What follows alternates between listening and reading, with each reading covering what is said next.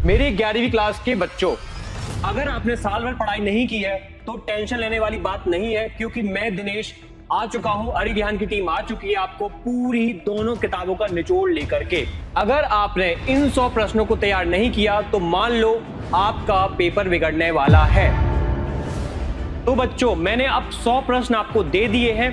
अब आपको एग्जाम में इनको तैयार करके जाना ही है और फोड़ के आना है, फिर मुझे बताना कि हाँ वाकई अच्छा आपका एग्जाम गया। ये वाला क्वेश्चन बार बार पूछा गया है, अगर इसको आपने तैयार कर लिया, इसकी आंसर राइटिंग कर ली, तो जरूर एग्जाम में बहुत अच्छे मार्क्स जरूर आने वाले हैं आपके। हेलो बच्चों, मैं हूं दिनेश, स्वागत करता हूं आपका अरिविहान एमपी बोर्ड्स आर्ट्स के यूट्यूब चैनल पे। देखो बच्चों, हमने जो 12वीं क्लास के बच्चे थे, जो 12वीं बोर्ड के बच्चे थे, उनकी धुरंधर तैयारी करवाई है, उनको धुरंधर बनाया हमने। अब बारी है हमारी 11वीं क्लास के बच्चों की। इस बार हम क्या करेंगे, 11वीं क्लास के बच्चों को सुपर इंपॉर्टेंट 100 महत्वपूर्ण प्रश्न देने वाले हैं, जिसमें क्या होगा, पूरी की पूरी आपकी दोनों किताबें कवर हो जाएंगी राजनीति शास्त्र की। ठीक है, तो मैं दिनेश आपको राजनीति शास्त्र विषय के 100 महत्वपूर्ण प्रश्न बताने वाला हूं इस वीडियो में, और पूरे के पूरे 100 प्रश्न आपकी पूरी दोनों किताबों के सबसे सबसे सबसे महत्वपूर्ण प्रश्न होने वाले हैं। अगर आपने इनको पढ़ लिया तो हाँ, मैं ये कहूंगा कि हाँ आपकी पूरी तैयारी हो जाएगी राजनीति शास्त्र विषय से, और आप कहीं ना कहीं यहाँ पे दमदार तरीके से पेपर दे के आओगे और फोड़ के आओगे। तो चलिए स्टार्ट करते हैं। वो 100 प्रश्न कौन से हैं वो हम देखने वाले हैं। आपको सबसे पहले मैं बताना चाहूंगा, हमारी जो एक पहली किताब है, कौन सी पहली किताब, हमारी पहली किताब का नाम है यहाँ पे भारत का संविधान, भारत का संविधान, सिद्धांत और व्यवहार। ठीक है, भारत का संविधान, सिद्धांत और व्यवहार। अब इस बुक से कितने सारे चैप्टर्स हैं आपको पता है, कितने सारे, 1 2 3 ऐसे लगभग 10 तक चैप्टर हैं। इन 10 चैप्टर्स में सर वो कौन कौन से महत्वपूर्ण प्रश्न हो सकते हैं जो आपको एग्जाम में पढ़ के ही जाना है। इनको अगर नहीं पढ़ा, इनको अगर तैयार नहीं किया तो आपका एग्जाम अच्छा नहीं जाने वाला है, ये श्योरिटी ले लो मेरे से। इसलिए इनको तैयार करके ही जाना है। तो चलिए स्टार्ट करते हैं पहले चैप्टर से। पहला चैप्टर है आपका भारत का संविधान को रिलेटेड है यहाँ पे, संविधान क्यों और कैसे। अब देखो इसमें मेनली देखो संविधान की बातें हैं, किसके संविधान की, भारत के संविधान की बातें हैं। तो भारत का संविधान क्यों आया, कैसे आया, ये चीजें इसके इर्द गिर्द प्रश्न बनेंगे, तो इसके इर्द गिर्द में प्रश्न आपको बताऊंगा। चलिए पहले प्रश्न आपको हम यहाँ पे दिखाएंगे, वो है पहला प्रश्न, संविधान की परिभाषा दीजिए और हमें संविधान की आवश्यकता क्यों है, इसके प्रमुख कार्यों का वर्णन कीजिए। देखो संविधान से रिलेटेड पहला आपको बेसिक परिचय वाला बात यहाँ पे पढ़ के ही जाना है कि संविधान होता क्या है, उसकी परिभाषा पता होना चाहिए। ठीक है, फिर उसमें आपको संविधान की आवश्यकता क्यों है, क्यों जरूरी होता है संविधान, फिर उसके कार्य क्या है, महत्वपूर्ण महत्वपूर्ण कार्य क्या हो सकते हैं, क्या कार्य होते हैं, वो आपको यहाँ पे पढ़ के ही जाना है। संविधान क्यों जरूरी है, क्या कार्य है, संविधान देश में नियम कानून के पालन के लिए जरूरी होता है, संविधान देश में लॉ एंड ऑर्डर का विधि व्यवस्था के संचालन के लिए जरूरी होता है। ये सब ऐसी बातें आपको पढ़ के ही जाना है। फिर इसको इंग्लिश में भी आप देख सकते हो, define the constitution and why do we need one, describe its primary function. पहले तो आपको डिफाइन करना है कि कॉन्स्टिट्यूशन क्या होता है, फिर उसके बाद क्या करोगे, उसके फंक्शंस, तो उसके कार्य बताओगे, फंक्शंस यानी कि कार्य। ठीक है, तो ये पहला प्रश्न है आपका। इसके बाद दूसरा प्रश्न है भारतीय संविधान सभा के गठन की प्रक्रिया। संविधान सभा के देखो गठन, क्योंकि हमारे देश का संविधान बनाया किसने, संविधान सभा ने, तो उसकी संविधान सभा बनी कैसे, उसकी प्रक्रिया पूछी गई है, उसके स्वरूप को समझाइए। तो आपको यहाँ पे देखो, पहले तो हमने पढ़ लिया संविधान की परिभाषा क्या है, कार्य उसके, फिर संविधान बना कैसे, उसके लिए जो संविधान सभा जिम्मेदार थी वो कैसे बनी, उसकी प्रक्रिया यहाँ पे पूछी गई है। उसके स्वरूप को पूछा गया कि उसमें कितनी समितियां थी, कितने सदस्य थे, उसमें कौन कौन सी समितियों के कौन कौन से अध्यक्ष थे। जैसे प्रारूप समिति में अध्यक्ष होते हैं हमारे अंबेडकर जी, संचालन समिति में हमें पता है राजेंद्र प्रसाद जी होते हैं। तो ऐसे आपको चीजें समझ में यहाँ पे याद करनी पड़ेंगी, समझ में आना जरूरी है। Explain the process of the formation and the composition nature of the Indian constituent assembly. भारतीय कॉन्स्टिट्यूएंट यानी इंडियन कॉन्स्टिट्यूएंट असेंबली की आपको सबसे पहले तो बताना है कि वो बनी कैसे, कॉन्स्टिट्यूएंट असेंबली बनी कैसे, उसका फॉर्मेशन कॉम्पोजिशन कैसे हुआ, फिर उसने संविधान बनाने में अलग अलग भूमिका क्या निभाई, वो आपको इसमें पता करना पड़ेगा। चलिए, इसके बाद तीसरा प्रश्न आपका है, उद्देश्य प्रस्ताव क्या था, किसने प्रस्तुत किया और इसका क्या महत्व है। ये देखो, इसमें मुख्य रूप से ये बातें आप पढ़ के चले जाना। मैं इतना कहूंगा, 2-2 3-3 लाइन पढ़ना, लेकिन पढ़ के चले जाना। अदरवाइज क्या होगा, आपके शायद 2-3 नंबर भी बनने वाले थे ना, वो भी नहीं बनेंगे, वो भी कट जाएंगे। तो हमें देखो, नंबर लाने से ज्यादा इंपॉर्टेंट है नंबर कटने से बचाना। मेरी सजेशन ये है कि नंबर जहां कट रहे हैं उनको बचाओ, उनको रोको, मत कटने दो उनको। कैसे करोगे कि थोड़ा थोड़ा अंडरस्टैंडिंग सब पे ले लो। अब अंतिम ऐसा समय आ चुका है जहां पे आप पूरी डिटेल में चीजों को नहीं पढ़ सकते हो। तो मेरा सजेशन, मैं जो दिनेश यहाँ पे आपका भाई, आपका टीचर, जो भी आप समझना हो, ये मेरी जो है सलाह, ये सुझाव, ये बिल्कुल मानना है आपको। ये 2-2 बातें, 3-3 बातें आपको सब पढ़ के जाना है। इसका इंग्लिश में क्या कहेंगे, what was the objective resolution, who presented it and what is it significance. ठीक है, सिग्निफिकेंस बताना है। एक तो देखो, इसमें 2 बातें हैं, 2-3 बातें हैं कि ऑब्जेक्टिव रेजोल्यूशन क्या है, व्हाट वाज, ठीक है, हु प्रेजेंटेड, किसने दिया है, जैसे नेहरू जी ने इसको प्रेजेंट किया था, व्हाट इज सिग्निफिकेंस, इसका महत्व क्या है। महत्व इसलिए है क्योंकि हमारे संविधान का मूल ढांचा है ये।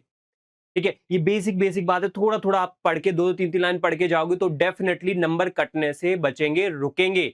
वही हमारा क्या है, उद्देश्य होना चाहिए।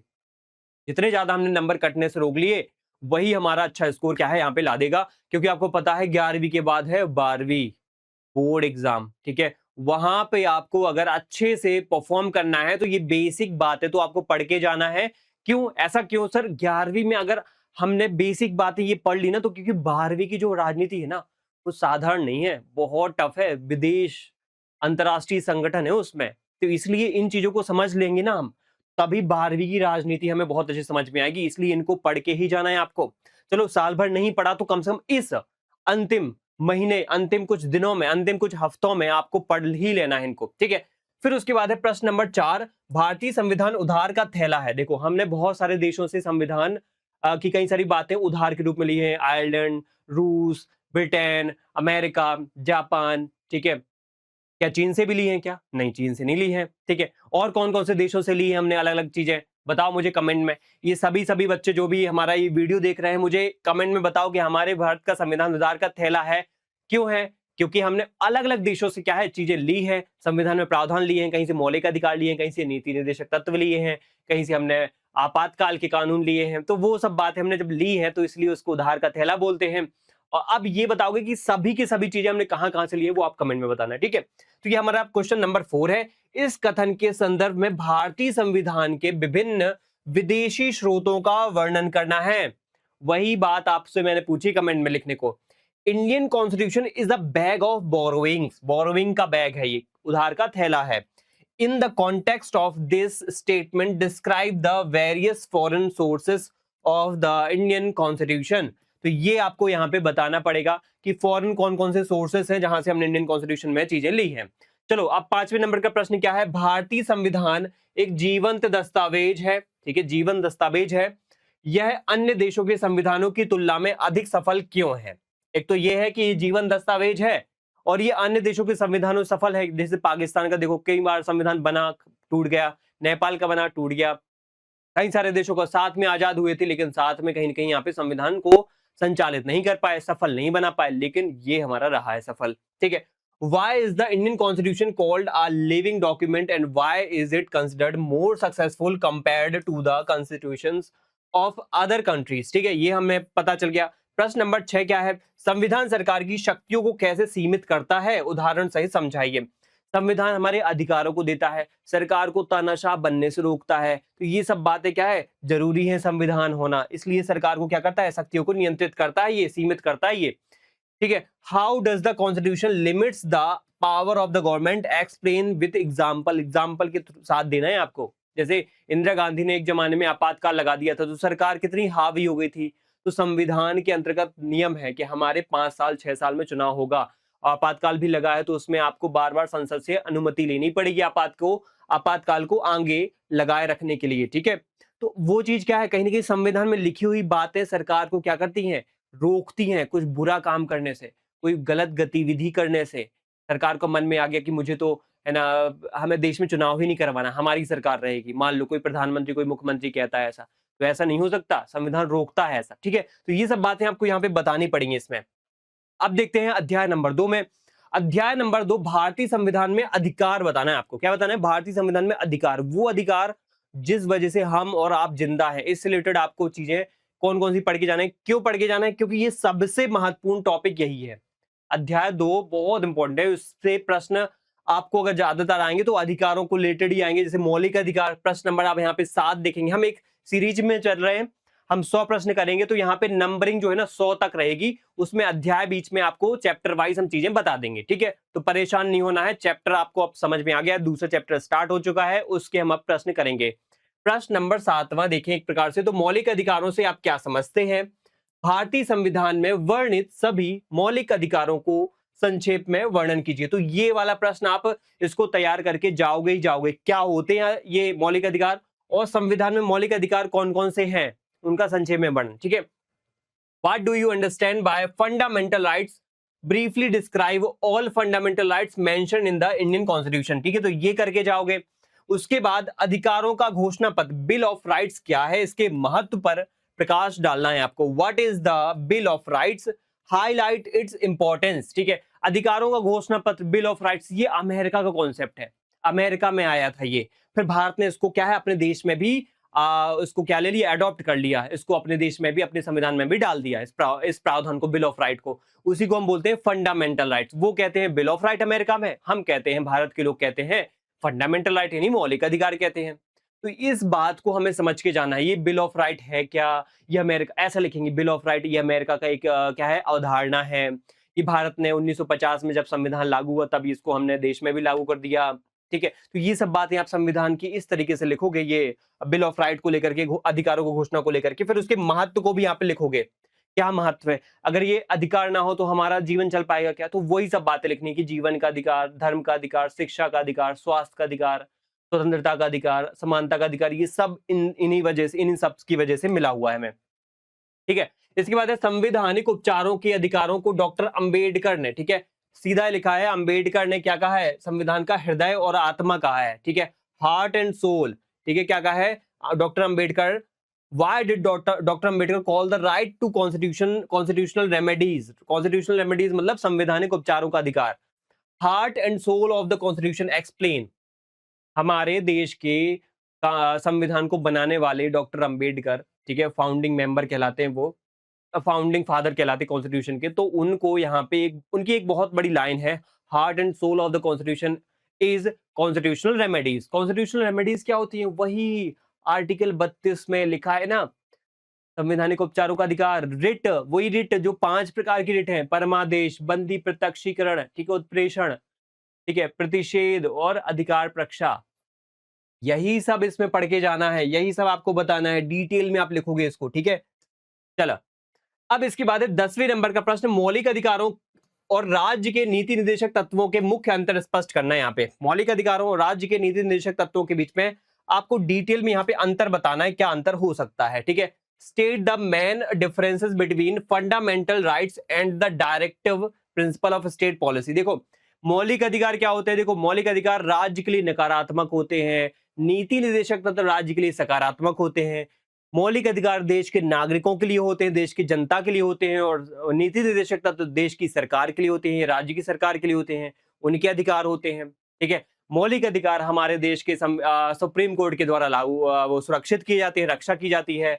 अगर आपके मौलिक अधिकारों का हनन होता है तो आप कहाँ जाओगे? सुप्रीम कोर्ट में जाओगे।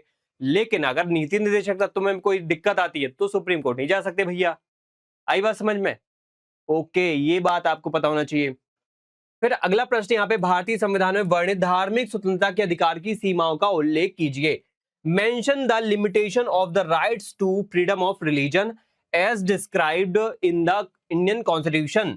ये आपको बताना है, भारतीय संविधान में वर्णित धार्मिक स्वतंत्रता के अधिकार को लेकर के आपको एक बात पूछी गई है कि उसकी सीमाएं क्या हैं। जैसे धार्मिक स्वतंत्रता का अधिकार आपने पढ़ा होगा कि किसी भी प्रकार के धर्म को मानने का अधिकार, उसको प्रचारित करने का अधिकार, उसके लिए संपत्ति इकट्ठा करने का अधिकार, ठीक है, उस पर टैक्स नहीं लगता है भैया, ठीक है। लेकिन कुछ सीमाएं हैं। अब तुम किसी का जबरन धर्म परिवर्तन कराओगे, बोलोगे तुम हिंदू हो मुसलमान बनो, बनना पड़ेगा, तुम मुसलमान हो हिंदू बनो, बनना पड़ेगा। ये चीज नहीं है। ये चीज क्या है, इस पे सीमा लगाई गई है, ऐसी सीमाएं आपको पढ़ना है, यही चीजें आपको पढ़ के जाना है, एग्जाम में पूछी जा सकती हैं। ठीक है, इसके बाद है अध्याय नंबर 3। अध्याय नंबर 3 को देखते हैं यहाँ पे, जो सबसे आगे वही। देखो अध्याय नंबर 3 का आप नाम पढ़ो पहले, चुनाव और प्रतिनिधित्व। अब चुनाव के अलग अलग टाइप इसमें हैं, प्रतिनिधित्व क्या होता है, सीट परिसीमन क्या होता है, वो सब बातें इसमें मिलेंगी आपको। चलो उससे रिलेटेड प्रश्न देखते हैं अब।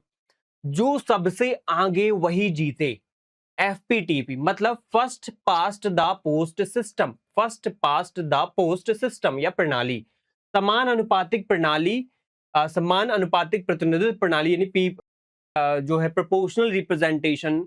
इसके बीच में मुख्य अंतर क्या है, भारत ने एफपीटीपी प्रणाली को ही अपनाया है, इसको क्यों अपनाया है वो आपसे पूछा गया है। देखो एक होता है एफपीटीपी और एक होता है समान अनुपातिक प्रतिनिधित्व प्रणाली, तो उसके बीच में अंतर पूछा गया है कि एफपीटीपी और ये समान अनुपातिक प्रतिनिधित्व प्रणाली होती क्या है, इनमें अंतर क्या है।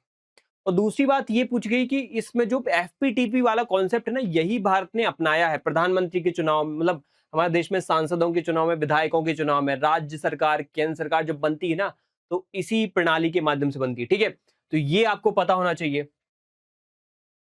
Explain the main differences between the first pass the post system and proportional representation system, why did India adopt the FPTP. ठीक है, एफपीटीपी, तो ये आपको पता होना चाहिए।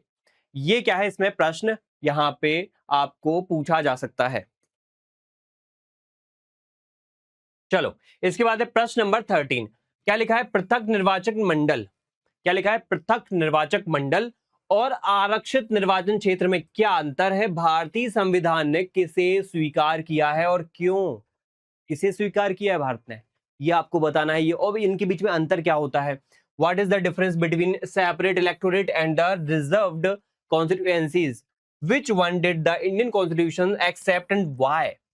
भारत, अब 14वें नंबर का प्रश्न देखते हैं, भारत निर्वाचन आयोग इलेक्शन कमीशन ऑफ इंडिया की संरचना और इसकी शक्तियों और इसके कार्यों। देखो एक तो पूछा गया यहाँ पे संरचना, तो संरचना पढ़ लेना कि इसमें एक इलेक्शन कमिश्नर मुख्य रूप से होता है, मुख्य चुनाव आयुक्त होता है, 2 अन्य चुनाव आयुक्त होते हैं, फिर इसकी शक्तियां बता देना है, शक्तियों में कि ये देश में चुनाव करवाता है, देश में अलग अलग जगहों पे चुनाव का प्रतिनिधित्व करता है, जो है सुपरविजन करता है, नियंत्रण करता है, फिर कार्य भी लिखवाना है कि ये चुनाव चिन्हों का आवंटन करता है, आपकी वोटर लिस्ट बनाता है, ये सब आपको इसमें कार्य बता देने हैं। Describe the composition and the powers, देखो composition and powers and functions of the election commission of India.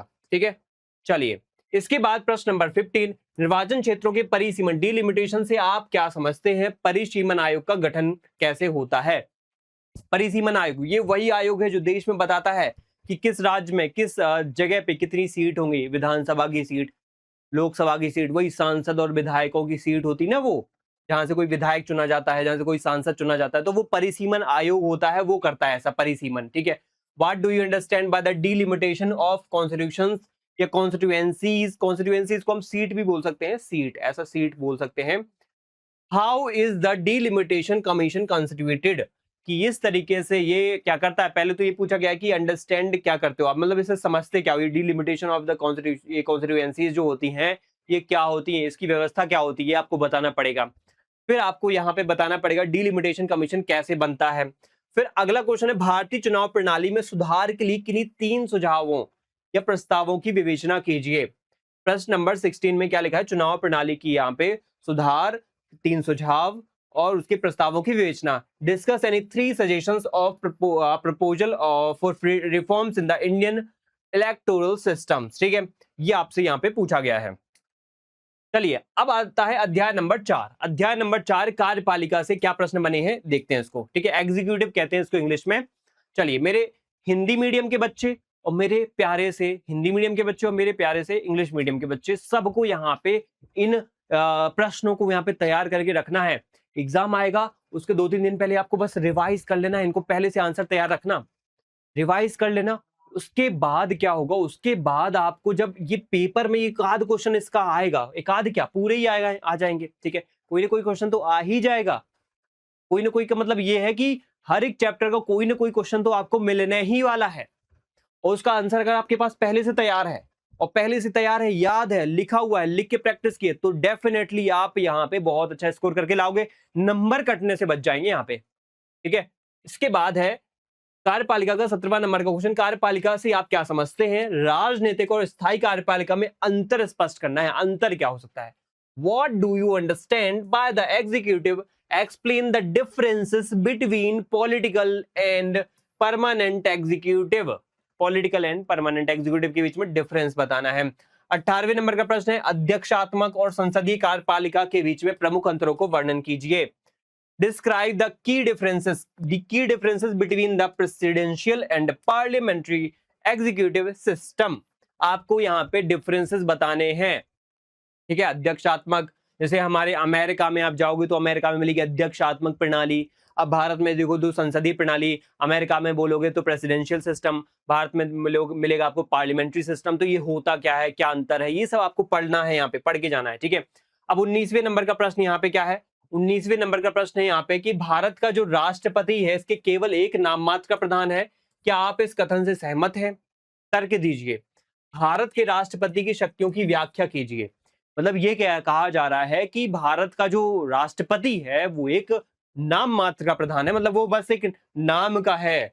और कथन से आप सहमत हैं? तो सहमत हैं, आपको बोलना पड़ेगा हाँ बिल्कुल, क्योंकि उनको पास जो पावर है ना, बहुत सारी पावर है, लेकिन वो पावर का यूज खुद की इच्छा से नहीं कर सकते हैं, खुद की मन मर्जी से नहीं कर सकते हैं। फिर कैसे करेंगे? फिर वो करेंगे यहाँ पे प्रधानमंत्री और मंत्री परिषद से पूछ के। तो मंत्री परिषद ने बोल दिया ये करना है साहब, तो वो करेंगे ही करेंगे, मना भी नहीं कर सकते। तो बस वो नाम मात्र के हैं, इसलिए कहते हैं हम वो उनको नाम मात्र का यहाँ पे प्रधान। इंग्लिश में कहा जाता है the president of India is only a formal head. Do you agree with this statement? Give arguments, explain the powers of the president. Last में उसकी शक्तियों को भी बता देना है। 20वें नंबर का प्रश्न क्या लिखा हुआ है? राज्यों में राज्यपाल और मंत्री परिषद की नियुक्ति और शक्तियों से जुड़े प्रावधान लिखना है। कि हमारे संविधान में जो राज्यपाल है उसकी क्या शक्तियां, पहले तो बताओगे नियुक्ति क्या है, कैसे नियुक्ति होती है, राष्ट्रपति नियुक्त करता है। फिर बताओगे इसके क्या क्या कार्य है, राज्य का क्या होता है, कार्यपालिका का मुखिया होता है। फिर ये बताओगे कि इसकी जो व्यवस्था है, इसकी जो नियुक्ति है वो किस आर्टिकल में होती है, इसका जो कार्य है वो क्या होता है। फिर इसकी शक्तियां लास्ट में आपको बताना है। फिर ऐसे ही मंत्रिपरिषद की नियुक्ति बताओगे, क्या नियुक्ति, कौन नियुक्ति करता है, फिर इसकी शक्तियां क्या है। तो ऐसी बातें आपको यहाँ पे लिखनी पड़ेंगी। Write the provisions related to the appointment and the powers of the governor and the council of minister in the state. ठीक है, ये आपको बात पता होना चाहिए। ठीक है, प्रश्न नंबर 21वें नंबर का प्रश्न, प्रधानमंत्री सरकार की धुरी है। इस कथन के आलोक में प्रधानमंत्री की शक्तियों और भूमिका का परीक्षण कीजिए। मतलब ये कहा जा रहा है कि प्रधानमंत्री की जो शक्तियां होती हैं, प्रधानमंत्री की शक्तियां होती, इतनी ताकतवर होता है प्रधानमंत्री की, वो पूरी सरकार का धुरी होता है। मतलब उसके आसपास ही पूरी सरकार घूमती है, चलती है, धुरी है वो। ठीक है, और इस कथन के आलोक में आपको प्रधानमंत्री की बहुत बड़ी बड़ी शक्तियों को क्या है यहाँ पे वर्णन करना है। The prime minister is the pivot of the, pivot मतलब धुरी of the government. The light in the light of this statement examine the powers and the role, powers and the role of the prime minister. ठीक है, पहले तो आप बताओगे, justify करोगे कि ये पाइवट ऑफ द गवर्नमेंट क्यों है, फिर इसकी पावर्स बताओगे, फिर इसका रोल बताओगे। ठीक है, तो ये बातें आपको बताना है। फिर है अगला प्रश्न यहाँ पे, मंत्री परिषद के सामूहिक उत्तरदायित्व के सिद्धांत से आप क्या समझते हैं? कि मंत्री परिषद का जो सामूहिक उत्तरदायित्व होता है, क्या सामूहिक उत्तरदायित्व होता है मंत्री परिषद का, क्या होता है? मंत्री परिषद का सामूहिक उत्तरदायित्व ये होता है कि मिल के काम करना। ठीक है, कोई भी काम होता है तो मंत्री परिषद, ऐसा नहीं कि कोई मंत्री ये कह रहा है मुझे तो ये करना है, दूसरा मंत्री कह रहा है नहीं तू ऐसा नहीं कर सकता, तुझे दूसरा काम करना है, या मुझे ऐसा काम करना है। सब मिलके काम करते हैं। आपने देखा होगा मोदी जी का अगर कोई काम कर रहे हैं तो सभी उनकी तारीफ करते हैं। गृह मंत्री, वित्त मंत्री ने कुछ किया तो वहां पे गृह मंत्री और प्रधानमंत्री तारीफ करते हैं। विदेश मंत्री से कोई गलती हो जाती है तो वहां पे सब कोई उनकी क्या करते हैं, कमियों को छुपाने का काम करते हैं। मिलके एक दूसरी कमियों को हमें यहाँ पे दूर करना है, छुपाना है। ऐसा नहीं कमियों में उसको गलत ठहराना है, तूने गलत कर दिया चल निकल यहाँ से, ऐसी बातें नहीं बोलना। इसी को बोलते हैं सामूहिक उत्तरदायित्व। अगर किसी एक मंत्री ने गलती की है ना, अगर उसके खिलाफ क्या है अविश्वास प्रस्ताव पारित हो गया ना, तो पूरी सरकार गिरने के चांस बन जाते हैं। फिर ये गलत साइन होता है, इसलिए सभी मंत्री मिलकर काम करते हैं। इसी को बोलते हैं सामूहिक उत्तरदायित्व। ठीक है, what do you understand by the principal of the collective responsibility? इसको इंग्लिश में कहते हैं कलेक्टिव रिस्पॉन्सिबिलिटी, हिंदी में कहते हैं सामूहिक उत्तरदायित्व of the council of minister. Council of minister मतलब मंत्रिपरिषद, ठीक है। चलो, अब आता है अध्याय नंबर 5, विधायिका है इसका नाम। क्या नाम है? विधायिका यानी लेजिस्लेचर, ठीक है। लेजिस्लेचर से क्या क्वेश्चन बनेंगे? प्रश्न नंबर 23, हमें संसद की आवश्यकता क्यों है? इसके किन्हीं 4 प्रमुख कार्यों का वर्णन कीजिए। संसद की आवश्यकता क्यों है, क्यों जरूरी है संसद, उसकी बातें आपको लिखना है। फिर उसके वही प्रॉपर तरीके से कार्य बताने के, कार्य इनके क्या हो सकते हैं, ठीक है। संसद के, संसद देश में नियम बनाती है, कानून बनाती है, अलग अलग प्रस्ताव पारित करती है, किसी बड़े बड़े राष्ट्रपति या बड़े बड़े पदों पर बैठे हुए अधिकारी कर्मचारियों को हटाने का काम करती है। जैसे सुप्रीम कोर्ट के न्यायाधीशों को हटाना है, हाई कोर्ट के न्यायाधीशों को हटाना है, राष्ट्रपति को हटाना है, चुनाव आयुक्त को हटाना है, तो यहाँ पे संसद की भूमिका होती है, ठीक है। देश में बजट पारित करना है तो संसद की भूमिका है। तो ये सब संसद के कार्य आपको यहाँ पे बताने पड़ेंगे। Why do we need a parliament? Describe any 4 of its major functions, major functions, ठीक है। द्विसदनात्मक व्यवस्था, विधायिका से क्या तात्पर्य है? द्विसदनात्मक यानी कि इसको बोलते हैं बाई कैमरल सिस्टम, ठीक है। और ये बाई कैमरल सिस्टम आप क्या होता है ये, ठीक है, वही जिसमें एक राज्यसभा होती है और एक लोकसभा होती है, यानी 2 सदन होते हैं, 2 हाउस। बाई कैमरल मतलब जो वर्ड है ना, बाई कैमरल, बाई मतलब होता है क्या? बाई मतलब होता है 2, बाई मतलब 2, और कैमरा मतलब जो कैमरा वर्ड है ना, कैमरा, ये लैटिन वर्ड है, इसका मतलब होता है रूम्स। रूम्स क्या होते हैं? रूम्स यानी 2 रूम, 2 रूम यानी 2 सभाएं, 2 सदन। वो 2 सदन होते हैं, लोकसभा और राज्यसभा। वो क्या है, वो ऐसे आप बता दोगे ना, बहुत अच्छा माना जाएगा कि हाँ, इस बच्चे को बहुत अच्छा नॉलेज है। भारत में द्विसदनात्मक या द्विसदनात्मक विधायिका के 2 लाभ बताइए, 2 लाभ लिखिए, लाभ लिखना है। पहले तो बताएंगे क्या होता है बाइकैमरल लेजिस्लेटिव सिस्टम, और फिर उसके एडवांटेजेस या फीचर्स बताने हैं, ठीक है। अब आता है 25वें नंबर का प्रश्न। 25वें नंबर का प्रश्न, राज्यसभा की संरचना का वर्णन कीजिए और इसे स्थायी सदन क्यों कहा जाता है? राज्यसभा को स्थायी सदन क्यों कहते हैं? क्योंकि इसका कभी क्या है, विघटन नहीं होता है, ये कभी भी डिसॉल्व नहीं होती है, आपको पता होना चाहिए। राज्यसभा में जो पूरे पूरे मेंबर है ना, वो हर 2 साल में रिटायर होते हैं, हर 2 साल में उनका कार्यकाल पूरा हो जाता है। कितने मेंबर का? 1/3 मेंबर का। 1/3 कितने होते हैं सर? 1/3। अगर मान लो 300 है तो उनका 1/3 कितना होता है? 100 होता है। तो हर 2 साल में 100 मेंबर ऐसे क्या होते हैं, रिटायर हो जाते हैं, उनकी जगह 100 नए आ जाते हैं। ऐसे 100 नए आ जाते हैं, हर 2 साल में 100 नए आते जाते आते जाते आते जाते हैं।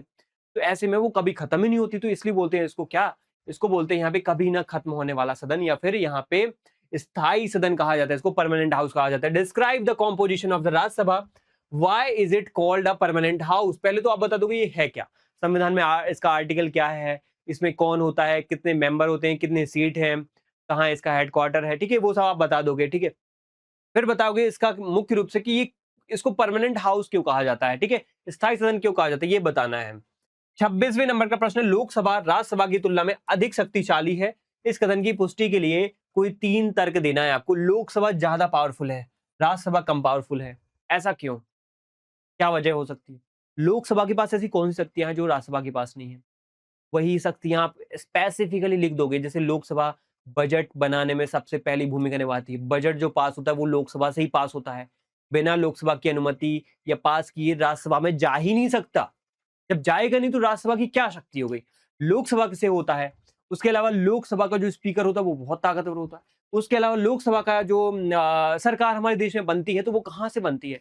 जिस भी पार्टी के पास लोकसभा में क्या है सबसे ज्यादा सीट आती हैं, उसी की देश में सरकार बनती है, और उसी पार्टी का हेड जो है प्रधानमंत्री, या उसी पार्टी का जो प्रमुख नेता होता है वो है क्या बनता है? प्रधानमंत्री बनता है। राज्यसभा में ऐसा नहीं है, इसीलिए लोकसभा ज्यादा ताकतवर है, ठीक है। तो यही सब बातें आप बोलोगे इसमें, लिखोगे इसमें। Lok Sabha is more powerful than Rajya Sabha, give any 3 arguments to support this statement, ठीक है, ये आपको बताना है। अब इसके बाद है प्रश्न नंबर 27, साधारण विधेयक के कानून बनने की प्रक्रिया के विभिन्न चरणों को संक्षेप में समझाइए। साधारण विधेयक कानून कैसे बनता है? संसद से, लोकसभा से पारित होता है या राज्यसभा से होता है, या दोनों से पारित होकर के राष्ट्रपति के पास जाता है? कितने कितने बहुमत के लिए हमें जो है बहुमत चाहिए रहता है? क्या साधारण बहुमत से, सिंपल मेजोरिटी से, या विशेष बहुमत या स्पेशल मेजोरिटी 2/3 मेजोरिटी से पास कराना पड़ता है? वो सब बातें आप इसमें बताओगे। Briefly explain the various stages of the process by which an ordinary bill becomes a law. एक बिल होता है, बिल जब लोकसभा, राज्यसभा और राष्ट्रपति से पास हो जाता है, साइन हो जाते हैं, तब जाके वो बिल क्या बनता है? बिल क्या बनता है? एक्ट बनता है, ठीक है। तो ये या फिर लॉ बनता है, एक्ट बोल दो या लॉ बोल दो। प्रश्न नंबर 28, संसद की कार्यपालिका को किन माध्यमों से नियंत्रित करती है? संसद जो है कार्यपालिका को, अब कार्यपालिका क्या होती है? कार्यपालिका मतलब वही, अब पीएम हो जाता है, ठीक है, मंत्री परिषद हो जाती है, मंत्री परिषद, ठीक है। इनको कैसे नियंत्रित करता है? कौन? संसद, वही लोकसभा राज्यसभा। यानी लोकसभा राज्यसभा कैसे हमारे देश की सरकारों को नियंत्रित करती है, सरकारें हद पार ना कर दें, सरकार कंट्रोल से बाहर ना हो जाए, तो लोकसभा राज्यसभा नियंत्रण रखती है। किन्हीं 3 विधियों का यहाँ पे आपको उल्लेख करना है, कौन-कौन सी वो 3 विधियां जिससे नियंत्रित करती है, ठीक है। जैसे आपको यहाँ पे कॉन्फिडेंस मोशन का बताना पड़ेगा, वही विश्वास प्रस्ताव, विश्वास प्रस्ताव। अगर मान लो सरकार ने गलत काम किया हो, तो यहाँ पे विपक्ष या कोई भी यहाँ पे उस हाउस का मेंबर या सदस्य सरकार के खिलाफ अविश्वास प्रस्ताव पारित करवा सकता है। अगर पारित हो गया तो सरकार गिर जाएगी, तो इसलिए सरकार को डर रहता है इन सदनों का, इन संसद के सदनों का, ठीक है। Through what means does the parliament control the executives, mention any 3 methods. आपको 3 मेथड्स बताने हैं यहाँ पे, ठीक है। इसके बाद आता है अध्याय नंबर 6। अध्याय नंबर 6 को फटाफट देखते हैं, न्यायपालिका से, जुडिशरी से क्या प्रश्न बने हैं, ठीक है। जुडिशरी से क्या प्रश्न पूछे गए हैं, उनको यहाँ पे देखते हैं। सबसे पहला यहाँ पे 29वें नंबर का प्रश्न क्या बना है? न्यायपालिका की स्वतंत्रता से आप क्या समझते हैं? फिर बना है भारतीय संविधान में न्यायपालिका, पहले तो आप बताओगे क्या होती है, ये क्या होती है। फिर भारतीय संविधान में न्यायपालिका की स्वतंत्रता सुनिश्चित करने के लिए प्रावधान बताना है। तो 2 बातें, क्या है? प्रावधान बताना है, ठीक है। What do you understand by the independence of judiciary and what provisions are made in the Indian Constitution to ensure the independence of judiciary। पहला तो है कि न्यायपालिका होती क्या है भारत की, या ओवरऑल न्यायपालिका है क्या चीज ये, ठीक है। फिर उसके बाद बताओगे न्यायपालिका के प्रावधान भारत के संविधान में क्या है। आर्टिकल 124 से हमारे देश का सुप्रीम कोर्ट स्टार्ट हो जाता है। फिर आप ऐसे ही आगे जाओगे तो 214 में आपको मिलेगा हाई कोर्ट, ठीक है। तो ये आपको आर्टिकल, ऐसे प्रावधान आपको बताने पड़ेंगे, ठीक है। वो होती क्या है पहले ये बता दिया, फिर प्रावधान क्या है, ठीक है, ऐसा बताना है।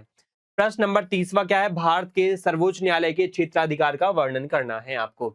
भारत का सर्वोच्च न्यायालय का जो क्षेत्राधिकार है, क्षेत्राधिकार मतलब क्या होता है सर? ये नहीं आया समझ में। क्षेत्राधिकार का मतलब होता है शक्तियां। सिंपल वर्ड में कहें तो शक्तियां होती हैं। शक्तियां मतलब क्या? मतलब उसके कार्य करने के क्षेत्र, ठीक है। कार्य करने का क्षेत्र, कहां कहां कार्य कर सकता है, ठीक है।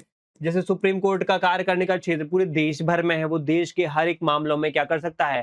फैसला दे सकता है, जजमेंट दे सकता है। लेकिन हाई कोर्ट जो है उस राज्य के या उस राज्य क्षेत्र के या जिस भी इलाके का उसको हाई कोर्ट का दर्जा दिया गया है, जैसे मध्य प्रदेश हाई कोर्ट, तो मध्य प्रदेश के मामले ही सुनेगा, उन पे फैसला देगा। तो ये होता है क्षेत्राधिकार, कार्य करने का क्षेत्र होता है, ठीक है। आई बात समझ में? Describe the jurisdiction of the supreme court of India. Got it? ये आपको पता होना चाहिए। प्रश्न नंबर 31, भारतीय न्यायपालिका की संरचना पिरामिड की तरह है। पिरामिड की तरह कैसे सर? वो ऐसे है कुछ, ठीक है, ऐसे आप बनाओगे पिरामिड की तरह। सबसे ऊपर होता है सुप्रीम कोर्ट, फिर होता है हाई कोर्ट और फिर होता है सबऑर्डिनेट कोर्ट। सबऑर्डिनेट कोर्ट कौन होता है?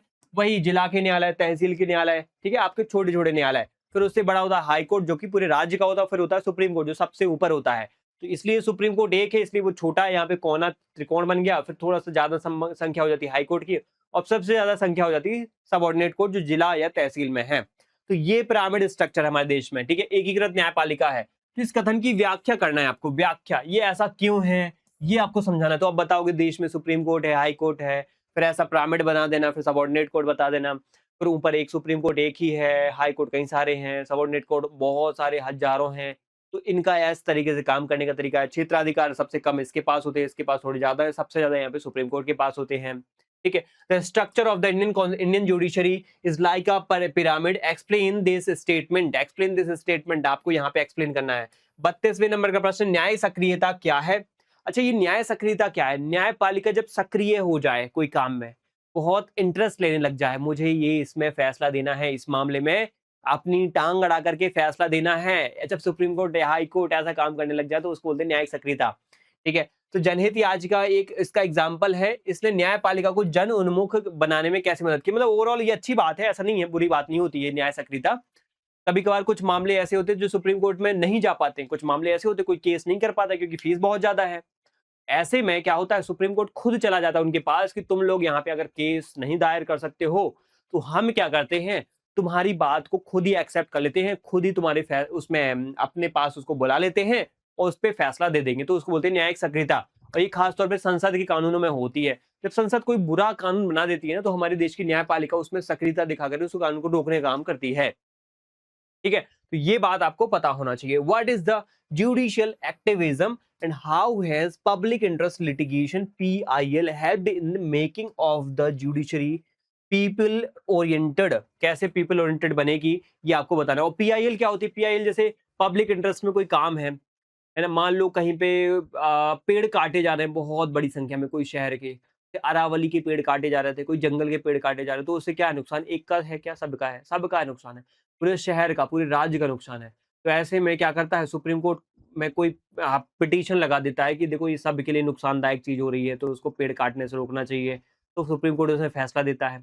कभी कभार सुप्रीम कोर्ट खुद से यहाँ पे इन्वॉल्व हो जाता है, उसको बोलते हैं स्वसंज्ञान, ठीक है, सो मोटो कहते हैं उसको, ठीक है, तो वो भी रहता है। तो PIL, सो मोटो, ये सब न्यायिक सक्रियता के क्या है? पार्ट हैं, ये आपको पता होना चाहिए। चलिए 33वें नंबर का प्रश्न है, भारत में सर्वोच्च न्यायालय के न्यायाधीशों की नियुक्ति, सर्वोच्च न्यायालय के न्यायाधीश कैसे नियुक्त होते हैं ये आपको बताना है। पद से कैसे हटाया जाता है उसकी प्रक्रिया आपको बताना है। कैसे महाभियोग यानी इम्पीचमेंट होता है, इसको बोलते हैं इम्पीचमेंट, ठीक है। अब जनरली इम्पीचमेंट तो देखो राष्ट्रपति का होता है, लेकिन न्यायाधीशों को हटाने के लिए इम्पीचमेंट तो नहीं होता है। इम्पीचमेंट नहीं बोलते उसको, बस हटाना बोलते हैं। लेकिन प्रोसेस जो होती है ना वो बिल्कुल राष्ट्रपति के जैसी होती है।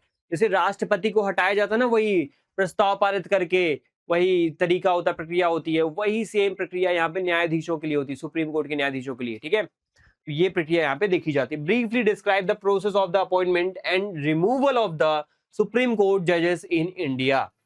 फिर 34 नंबर का प्रश्न, न्यायिक पुनरावलोकन की शक्ति से आप क्या अभिप्राय है या क्या समझते हैं? और न्यायपालिका मौलिक अधिकारों की रक्षा कैसे करती है? न्यायपालिका मौलिक अधिकारों की रक्षा कैसे करती है ये आपको यहाँ पे बताना पड़ेगा, या आप बताना ही है। न्यायिक पुनरावलोकन क्या होता है? ये न्यायिक पुनरावलोकन पता है जनरली होता कहाँ पे है? जब आपके मौलिक अधिकारों का हनन किया जाए, जब आपके मौलिक अधिकारों को रोका जाए, स्वतंत्रता छीन लिया आपसे, समानता छीन लिया आपसे, धर्म का अधिकार छीन लिया, तो ऐसे में सुप्रीम कोर्ट सामने आता है, वो आपके अधिकारों को बचाता है। किस कानून से आपका मौलिक अधिकार छीना गया, किस नियम से आपका मौलिक अधिकार छीना गया, किस व्यवस्था से मौलिक अधिकार छीना गया, वो व्यवस्था ही खत्म कर देंगे, वो कानून ही खत्म कर देंगे, वो नियम ही मिटा देंगे। वो व्यवस्था कहलाती है न्यायिक पुनरावलोकन की। तो ये आपको बताना है ये कैसे, क्या होती है व्यवस्था, इसमें क्या शक्ति है सुप्रीम कोर्ट के पास, और न्यायपालिका मौलिक अधिकारों की रक्षा कैसे करती है। What is the meant by the power of the judicial review? How does the judiciary protect fundamental rights? Protect fundamental rights, ठीक है। तो ये हमें यहाँ पे पता होना चाहिए। अब इसके बाद है 35वें नंबर का प्रश्न, न्यायपालिका और संसद के बीच में विवाद के प्रमुख मुद्दों पर प्रकाश डालना। कभी कभार क्या होता है, संसद को लगता है वो कानून बना रही है ना, वो बहुत बढ़िया कानून बना रही है। न्यायपालिका को लगता है नहीं, जो संसद कानून बना रही है वो बहुत घटिया कानून बना रही है, उससे मौलिक अधिकारों का क्या है, हनन हो सकता है। तो ऐसे में वो कानून खत्म कर देना चाहिए। तो संसद को बुरा लग जाता है कि हमारा कानून रोक दिया, इन्होंने खत्म कर दिया। तो ऐसे में दोनों के बीच में क्या होता है, झगड़ा, मतभेद, विवाद होता है। और विवाद के प्रमुख मुद्दे ही आपको लिखना है।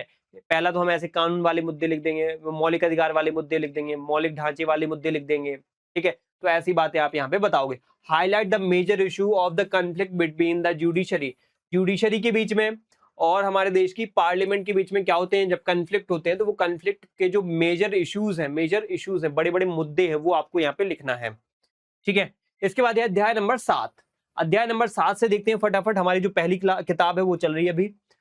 अध्याय नंबर 7 में 36वां प्रश्न आ जाता है हमारा। पहला क्या है प्रश्न यहाँ पे, वो 36वां क्या कह सकते हैं यहाँ पे प्रश्न हम, संघवाद से आप क्या समझते हैं? संघवाद होता क्या है, क्या समझते हैं इससे, क्या समझते हैं? संघवाद वो चीज होती है जिसमें केंद्र यानी हमारे देश की सरकार के पास तो शक्तियां होती ही है, हम राज्य सरकारों को भी शक्तियां देते हैं। हम मध्य प्रदेश सरकार, हम उत्तर प्रदेश सरकार, हम राजस्थान सरकार को भी शक्तियां दे देंगे और बोलेंगे कि चलो अब तुम लोग भी अपने स्तर पे काम करो और देश की सरकार भी अपना काम करेगी। तो इसको बोलते हैं संघवाद।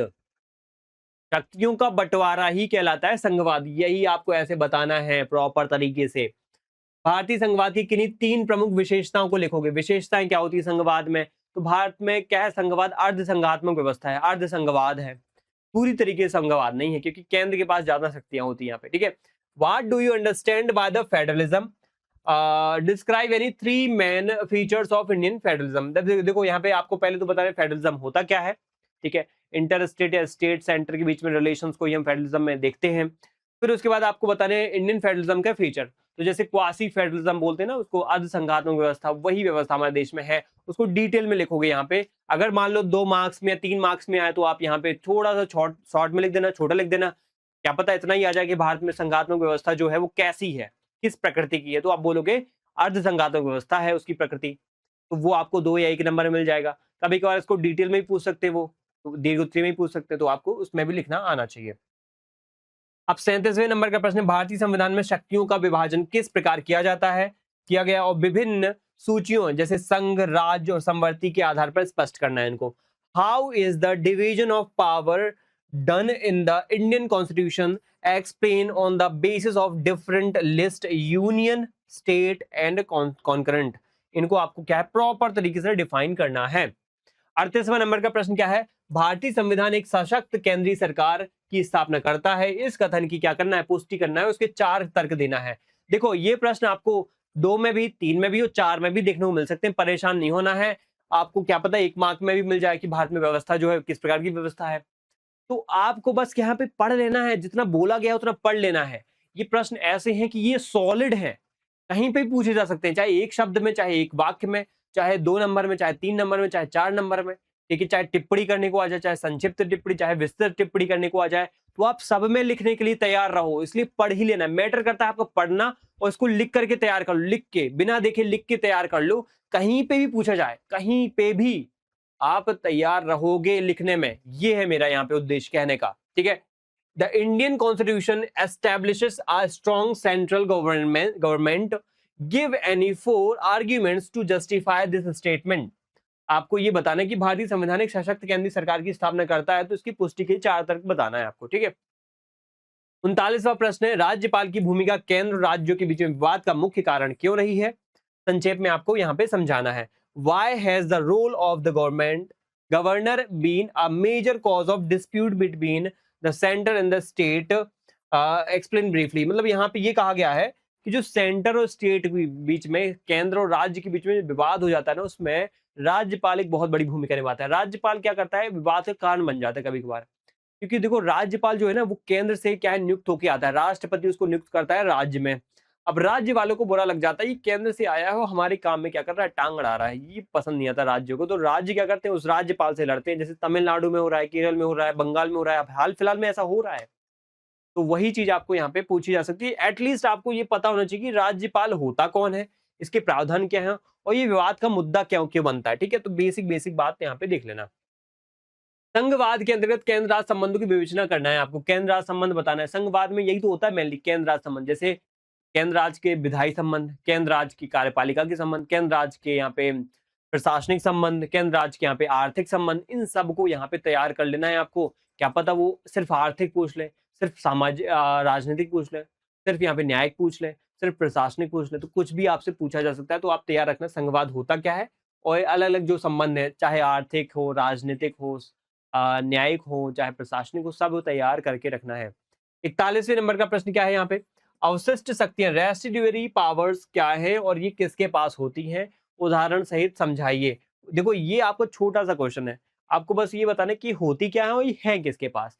देखो रेसिड्यूअरी पावर्स क्या होती हैं, इनको लिखोगे आप, and what are the residuary powers and who hold them, explain with example. जैसे रेसिड्यूअरी पावर्स क्या होती हैं, जैसे क्या होता है आपने देखा होगा, सूचियां हैं, केंद्र सूची या संघ सूची जिसको बोलते हैं, एक होती है राज सूची और एक होती है संवर्ती सूची।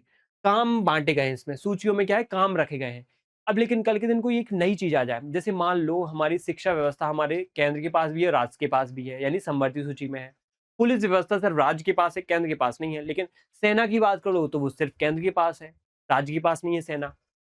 तो ऐसे में कल के दिन कोई एक नई व्यवस्था आ जाए, मान लो अंतरिक्ष की सेना, अंतरिक्ष फोर्स, अंतरिक्ष पुलिस, अब ये किसके पास रहेगा, ये होता है कल के दिन अगर कोई नया काम आ गया, उस नए काम पे कोई कानून बनाना है, कोई व्यवस्था बनाना है, कोई उस पे तंत्र बनाना है, कोई व्यवस्था, मतलब उस पे कोई, जैसे मान लो पुलिस है तो पुलिस पे काम कौन करेगा, पुलिस की भर्ती कौन करेगा, पुलिस की नियुक्ति कौन करेगा, पुलिस फोर्स कौन बनाएगा, तो ये स्टेट का काम है। एमपी पुलिस, एमपी करता है, यूपी करता है, राजस्थान करता है, हरियाणा करता है, तो इसलिए इनको पुलिस को भी अलग अलग नामों से जानते हैं, एमपी पुलिस है, यूपी पुलिस है, राजस्थान पुलिस है, ऐसा। लेकिन कल के दिन कुछ ऐसा नया काम आ गया तो उसको हम किसको सौंपेंगे, तो वो जाता है यहाँ पे, वो कहलाता है रेसिड्यूअरी पावर या रेसिड्यूअरी या अवशिष्ट शक्तियां या अवशिष्ट कार्य, और वो जाते हैं केंद्र के पास, वो जाते हैं केंद्र के पास, ठीक है, ये हमें पता होना चाहिए। अब आता है 8वें नंबर का चैप्टर जिसका नाम है स्थानीय शासन, लोकल गवर्नमेंट, ठीक है, लोकल गवर्नमेंट। इसमें 42वें नंबर का प्रश्न, स्थानीय शासन से क्या अभिप्राय है और इसके महत्व के किन्हीं 3 बिंदुओं पर प्रकाश आपको डालना है। क्या यह स्थानीय शासन लोकतंत्र को मजबूत बनाता है? स्थानीय शासन को लेकर के ये पूछा गया है कि होता क्या है, ठीक है, फिर उसका महत्व पूछा गया है। पहले तो ये क्या पूछा गया है, फिर महत्व पूछा गया है, फिर महत्व छोटा सा, और मजबूत बनाता है कि नहीं बनाता सरकार लोकतंत्र को? बिल्कुल बनाता है, विकेंद्रीकरण करता है। शक्तियां हमारी जब एक सरकार के पास केंद्रित हो जाएंगी तो क्या होगा? तानाशाही आ जाएगी, वही फैसला सब करेगी, तो सही नहीं है।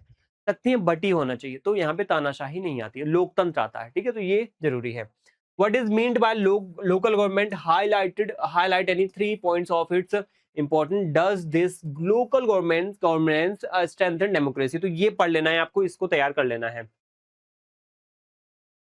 43वें नंबर का प्रश्न है कि स्थानीय शासन के किन निकायों में आरक्षण के प्रावधान है, इससे सामाजिक बनावट पर क्या प्रभाव पड़ा? देखो, स्थानीय शासन में आपको पता है आरक्षण होता है 1/3, 1/3 आरक्षण होता है, तो वो 1/3 आरक्षण क्या है, क्यों है, किसको है, वो उससे क्या प्रभाव पड़ रहा है, वो सब आपको इसमें लिखना है। What are the provision of the reservation in the local government bodies? वही जिला पंचायत, जनपद पंचायत, ग्राम पंचायत, नगर निकाय, नगर पालिका, नगर निगम, नगर परिषद, इन सब में क्या है? आरक्षण है, तो वो सब आपको यहाँ पे बताना है। How has it affected this the social structure?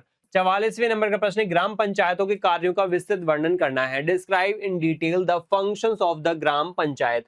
ग्राम पंचायत क्या काम करती है? ये बहुत ज्यादा पूछा गया प्रश्न है ये, इसको तो तैयार करके ही जाना है, ठीक है। बहुत सारे ऐसे प्रश्न है जो आपको, सभी के सभी प्रश्न आए हुए प्रश्न ही हैं और इनके रिपीट होने के चांस भी रहते ही है, बहुत रिपीट हो या इसके इर्द गिर्द चीजें पूछी ही जाएंगी, तो आपको इसके इर्द गिर्द ही चीजों को पढ़ना है, ठीक है। चलो, इसके बाद है 45वें नंबर का प्रश्न, यहाँ पे राज्य चुनाव आयुक्त और राज्य वित्त आयोग की भूमिका का संक्षिप्त वर्णन करना है आपको। राज्य चुनाव आयुक्त क्या है? राज्य में जो निर्वाचन आयोग होता है, चुनाव आयोग होता है, उसका जो कमिश्नर है, चीफ कमिश्नर है, वो यही होता है। और वित्त आयोग क्या है? जो फाइनेंस रिलेटेड काम करता है, पैसे रिलेटेड काम करता है, तो वो आपको बताना है। Briefly describe the role of the state election commissioner and state finance commission, ठीक है। यहाँ पे आयोग लिखा है, यहाँ पे आयुक्त लिखा है, ये आपको बताना है। अब 46वें नंबर का प्रश्न, नगर पालिका के कार्यों और शक्तियों को आपको लिखना है। नगर पालिका की कार्य शक्तियां और ग्राम पंचायत की कार्यपालिका शक्तियां, ये बहुत ज्यादा पूछा गया प्रश्न है, इसको आप तैयार करके ही रखोगे। Right the functions and powers of the municipal corporation, ये आपको यहाँ पे तैयार रखना। अब आता है 47वें नंबर का प्रश्न, संविधान की 11वीं अनुसूची क्या है? इसमें दर्ज किन्हीं 5 विषयों के नाम लिखिए। What is the 11th schedule of the constitution? Name any 5 subjects listed in it. आपको यहाँ पे क्या बताना है कि वो सब्जेक्ट कौन से हैं जो यहाँ पे कौन सी लिस्ट में है, यहाँ पे 11th शेड्यूल में, ठीक है। वो विषय बताओ, वो अलग अलग कार्य बताओ जो 11वीं अनुसूची में। देखो, आपने पढ़ा होगा हमारे संविधान में 8 थी अनुसूची शुरुआत में, फिर 9वीं जोड़ी गई, फिर 10वीं जोड़ी गई दल बदल के लिए, 9वीं भूमि सुधार के लिए, 11वीं जोड़ी गई पंचायतों के लिए, और 12वीं जोड़ी गई नगर निकायों के लिए। 11वीं में पंचायतों की बात है हमारी, जिला पंचायत, जनपद पंचायत, ग्राम पंचायत, तो उनके ही कार्य लिख देने हैं, तो कार्य लिख दोगे उनके ही, तो वही विषय होते हैं। ग्राम पंचायत में वही तालाब बनवाना, वही जो है रोजगार की व्यवस्था करना, ठीक है, ये सब व्यवस्थाएं जो है ग्राम पंचायत की। फिर जनपद पंचायत योजनाओं को कहीं न कहीं लागू करवाना, ठीक है, सामाजिक यहाँ पे अंकेक्षण करवाना, ये सब बातें। फिर जिला पंचायत में जिला स्तर पे योजनाओं का क्रियान्वयन करना, तो ऐसी बातें बता दोगे तो ये कहीं न कहीं यहाँ पे हो जाएगा। आसपास गांव में कई सारे जो है बाग बगीचे तैयार करवाना, गांव में जो है स्कूल कई मरम्मत के कार्य कई सारे जो है करवाना, ये सब यहाँ पे 11वीं अनुसूची में ऐसे कार्य जो है पंचायतों को सौंपे गए हैं। अब आता है अध्याय नंबर 9, संविधान एक जीवंत दस्तावेज, ये चैप्टर का नाम है। इसको हम यहाँ पे देखते हैं कौन से प्रश्न इसमें बने हैं, बन सकते हैं। 48वें नंबर का प्रश्न, भारतीय संविधान को एक जीवन दस्तावेज क्यों कहा जाता है? ये व्याख्या देना है आपको, जीवन दस्तावेज क्यों कहते हैं। Why is the Indian constitution called a living document? Explain. ये लिविंग डॉक्यूमेंट, लिविंग मतलब ये नहीं होता कि जिंदा है, वो किताब वो चलती फिरती है, लिविंग डॉक्यूमेंट है ना। जिंदा मतलब ये कि जीवंत इसलिए है क्योंकि आज भी वो चल रहा है, उस जमाने में बना है, 70-80 साल पहले बना है, वो इतना अच्छा से बनाया गया है कि आज भी उसकी जो बात है ना वो काम की है, उसमें कोई फालतू बात नहीं हो, जीवंत है। उससे आज भी हम अपनी देश की सरकार, अपनी देश की न्याय व्यवस्था, कार्यपालिका, विधायिका का संचालन करे जा रहे हैं, प्रशासनिक नियंत्रण भी हमारा उस पे, उसके बाद है 49वें नंबर का प्रश्न, संविधान में संशोधन की प्रक्रिया के विभिन्न तरीकों का वर्णन करना है।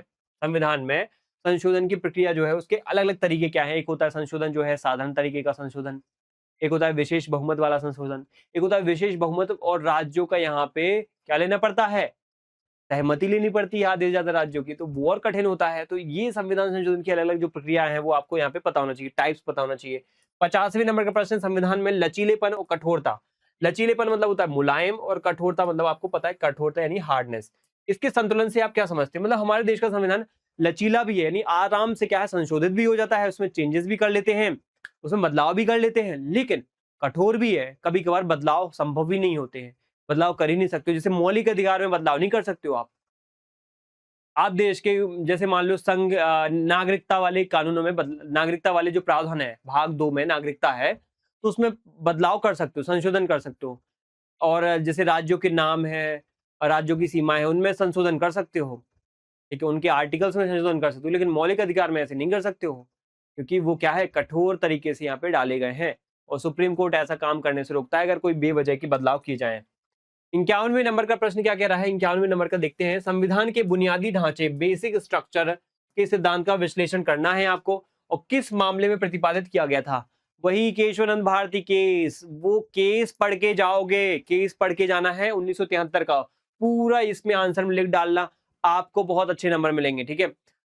इसको इंग्लिश में कहते हैं analyse the doctrine of basic structure of the constitution in which case was it propounded, वही केशवानंद भारती केस, ठीक है, 1973 का, गॉट इट। अब है 52वें नंबर का प्रश्न, संविधान की रक्षा और व्याख्या में न्यायपालिका की भूमिका को स्पष्ट कीजिए। Explain the role of judiciary in protecting and interpreting the constitution, ये आपको यहाँ पे बताना है। चलिए हो गया यहाँ पे। अब 53वें नंबर का प्रश्न, यहाँ पे 53वें नंबर का प्रश्न, भारतीय संविधान में अब तक इतने अधिक संशोधनों के पीछे क्या मुख्य कारण रहे हैं। भारत में अभी तक पता है 106-107 तक संशोधन हो चुके हैं, 106 हो चुके हैं। लास्ट हुआ था नारी शक्ति वंदन अधिनियम का संशोधन, हमारे देश में महिलाओं को आरक्षण देने का प्रावधान से रिलेटेड यहाँ पे लोकसभा में और राज्यों की विधानसभा में संशोधन एक हुआ था संविधान में कि 1/3 इनको आरक्षण दिया जाएगा। ऐसे 106 संशोधन हो चुके हैं देश के संविधान में। अमेरिका में जाओगे तो यहाँ पे शायद 4-5 या 6-7 ही हुए अभी तक संशोधन, और 200-250 साल हो गया उनको संविधान बने हुए। ये बहुत बड़ी बात है, हमारे देश में संविधान में इतने संशोधन हो चुके हैं। और एक देश है संविधान, वो है यहाँ पे किसका, ब्रिटेन का, जिसमें हर साल कोई ना कोई संशोधन होता ही है और बहुत सारे हो चुके हैं। तो ब्रिटेन का संविधान इतना लचीला है, इतना मुलायम है कि आराम से संशोधन हो जाते हैं, आराम से हो, इतनी कर सकते हो जितने चाहो। लेकिन अमेरिका के जाओगे तो इतना कठोर है कि संशोधन ही नहीं होते हैं। और भारत का क्या है, भारत का ना तो कठोर है ना तो मुलायम है, बीच का है। कभी जरूरत पड़े तो कठोर भी हो जाते हैं, जरूरत पड़े तो यहाँ पे मुलायम भी हो जाते हैं। संशोधन हो सकते हैं, नहीं भी हो सकते। मौलिक अधिकारों में संशोधन नहीं हो सकते हैं, लेकिन नागरिकता वाली चीजों पे संशोधन हो सकते हैं, नीति निर्देशक तत्वों में संशोधन हो सकते हैं, लेकिन सभी में नहीं हो सकते ऐसे, ठीक है। What have been the main reason behind so many amendments in the Indian Constitution so far? 54वां प्रश्न यहाँ पे है, 42वें संविधान संशोधन को विवादास्पद क्यों माना जाता है, संक्षेप में समझाइए आप, ठीक है। Why is the 42nd constitutional amendment considered controversial? Explain briefly. Controversial क्यों है, क्योंकि ये 42वां संविधान संशोधन इंदिरा गांधी ने किया था, उस वक्त किया था जब देश में आपातकाल लगा था।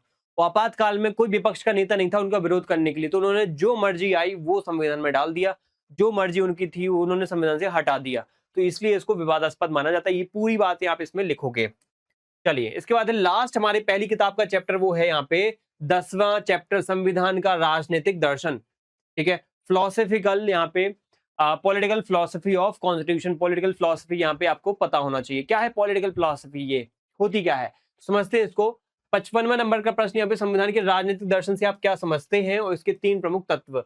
राजनीतिक दर्शन मतलब राजनीतिक रूप से क्या दार्शनिक चीजें उसमें जोड़ी गई हैं, मौलिक अधिकार, वही नीति निर्देशक तत्व, कर्तव्य, उद्देश्य प्रस्ताव, अलग अलग संविधान में जो हमारी उद्देश्य प्रस्ताव में शामिल चीजें हैं, लोकतंत्रात्मक, धर्मनिरपेक्ष, गणराज्य, ये सब बातें आपको दिखाती हैं। हाँ, दर्शन तो है हमारे देश के संविधान में, तो वो आपको यहाँ पे समझाना है। What do you understand by the political philosophy of the constitution, what are its 3 key elements, 3 key elements क्या क्या हो सकते हैं। 56वां नंबर का प्रश्न, भारतीय संविधान को लोकतांत्रिक बदलाव का साधन क्यों कहा जाता है, ये आपको बताना है। Why is the Indian constitution called a means of democratic transformation? संविधान को लोकतांत्रिक बदलाव का साधन। देखो, को हम लोकतांत्रिक बदलाव का साधन इसलिए कहते हैं क्योंकि हमारे देश में लोकतंत्र, पहली बात तो ये लाना, उसको संचालित करना, उसको सफल बनाना किसने किया है? किसी व्यक्ति ने किया है? किसी संस्थान ने किया? नहीं, एक बुक ने किया, एक किताब ने किया, एक कानून की किताब, वो है संविधान ने करके दिखा दिया, बस ये बड़ी बात है। ठीक है, इसके बाद यहाँ पे 97वें नंबर का प्रश्न, 57वां, भारतीय संविधान द्वारा अपनाई गई धर्मनिरपेक्षता सेक्युलरिज्म का स्वरूप पश्चिमी धारणा से किस प्रकार अलग है? पता है आप लोगों को?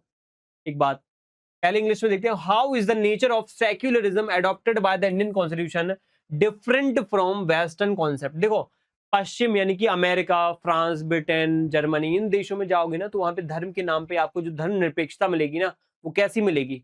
वो एक अलग तरीके की मिलेगी, और भारत में अलग तरीके की मिलेगी धर्मनिरपेक्षता। भारत में धर्मनिरपेक्षता पता है कैसी है? कि हर व्यक्ति यहाँ पे बराबर है सरकार की नजर में। सरकार किसी भी धर्म को ना तो बड़ा मानती है ना छोटा मानती है, सबको बराबर मानती है, चाहे हिंदू, बौद्ध, जैन, सिख हो, इस्लाम हो, हिंदू हो, बौद्ध, जैन हो, ईसाई हो, ठीक है, सिख हो, इस्लाम हो, किसी भी धर्म का, किसी भी संप्रदाय का हो, सब बराबर हैं। लेकिन आप पश्चिम में जाओगे, पश्चिम में यानी कि अमेरिका, ब्रिटेन, फ्रांस, इन देशों में, तो यहाँ पे सरकार ऐसा नहीं करती है। सरकार पर्टिकुलरली किसी एक धर्म को यहाँ पे क्या कर सकती है? सपोर्ट कर सकती है। और खास तौर पे यहाँ पे अगर हम इन देशों की बात करें, फ्रांस जैसे देशों की बात करें, तो ये फ्रांस देश में तो पता है क्या है? धर्म के नाम पे सरकार बिल्कुल नकारात्मक है। नकारात्मक है कैसे? कि धर्म के नाम पे तुम कोई भी ना तो जुलूस निकाल सकते हो, ना रैली निकाल सकते हो, ना कोई बड़ा कोई आयोजन कर सकते हो, क्योंकि वहां की सरकार धर्म के नाम पे जो पब्लिक डिस्कशन है उसको रोकती है। पब्लिक में कोई भी धर्म को क्या करेगा? प्रचार प्रसार नहीं करेगा। भारत में देखो, जो रैली निकलती है, जुलूस निकलते हैं, गाने बजते हैं, सब होता है। यही है सकारात्मक धर्मनिरपेक्षता जो भारत में है, और एक है नकारात्मक निरपेक्षता जो फ्रांस जैसे देशों में है। ठीक है, ये आपको यहाँ पे बताना है इसमें। 58वें नंबर का प्रश्न है, भारतीय संविधान के दर्शन से परिलक्षित विशेषताओं को लिखिए। Right the features reflected in the philosophy of the Indian constitution. ये बता दिया हमने। फिर 59वें नंबर का प्रश्न क्या है? अल्पसंख्यकों के अधिकारों और सामुदायिक जीवन मूल्यों के प्रति भारतीय संविधान की क्या प्रतिबद्धता है? What is the commitment of the Indian constitution towards minority rights and community values? ये आपको यहाँ पे क्या है? पता होना चाहिए।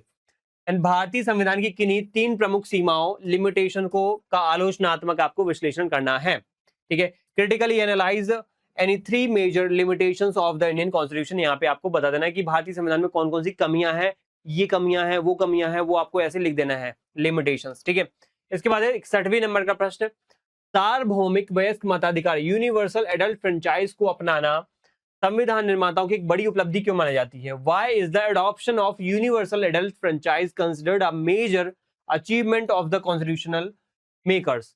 ऐसा क्यों होता है? देखो, सार्वभौमिक वयस्क मताधिकार मतलब क्या? मतलब हमारे देश में पहले क्या था? 21 साल से ऊपर के व्यक्ति को वोट डालने का अधिकार मिलता था। फिर ये हो गया 18+, तो हमने घटा करके इसमें 3 साल घटा दिया। अब 18+ व्यक्ति भी क्या कर सकता है? 18 का हो गया तो वोट डाल सकता है। आप लोग 11वीं से निकल के 12वीं या कॉलेज तक जाओगे तो आप 18 के हो जाओगे, तब आपको वोट का राइट मिलेगा। तो ये होता है सार्वभौमिक वयस्क मताधिकार। आपकी एज हुई, आपको वोट का राइट मिल गया। ये नहीं पूछा जाता है पढ़े लिखे हो, पैसे वैसे हैं, है ना? नहीं, आपका एज, पढ़े लिखे नहीं देखा जाता, यहाँ पे एज देखी जाती है कि एज हो गई यानी कि नॉलेज आ गया, इसको समझदारी आ गई, एडल्ट हो चुका है, इसलिए इसको क्या मिलना चाहिए? अब वोट का राइट मिलना चाहिए। ठीक है, यहाँ पे पैसे वैसे नहीं देखे जाते हैं। पहले ऐसा होता था पश्चिमी देशों में, संपत्ति, आपकी बौद्धिक क्षमता देखी जाती, तब वोटिंग राइट मिलता था। ये 61वें नंबर का प्रश्न हो चुका है। अब आता है भाग 2। ठीक है, राजनीतिक सिद्धांतों से रिलेटेड हमें यहाँ पे प्रश्न करेंगे। दूसरी किताब हमारी स्टार्ट होती है।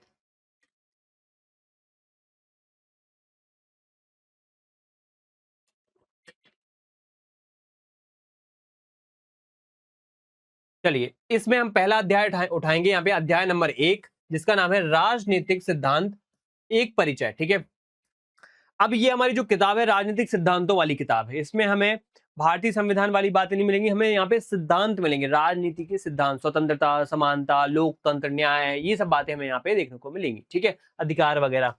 तो सबसे पहले तो आपको 62वें नंबर का प्रश्न यहाँ पे यही दे रखा है कि राजनीति क्या है।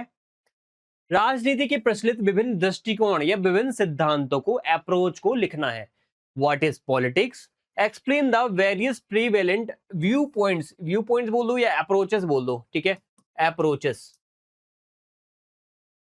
अप्रोचेस यहाँ पे बताना है कौन कौन से व्यू पॉइंट से अप्रोचेस हो सकते हैं।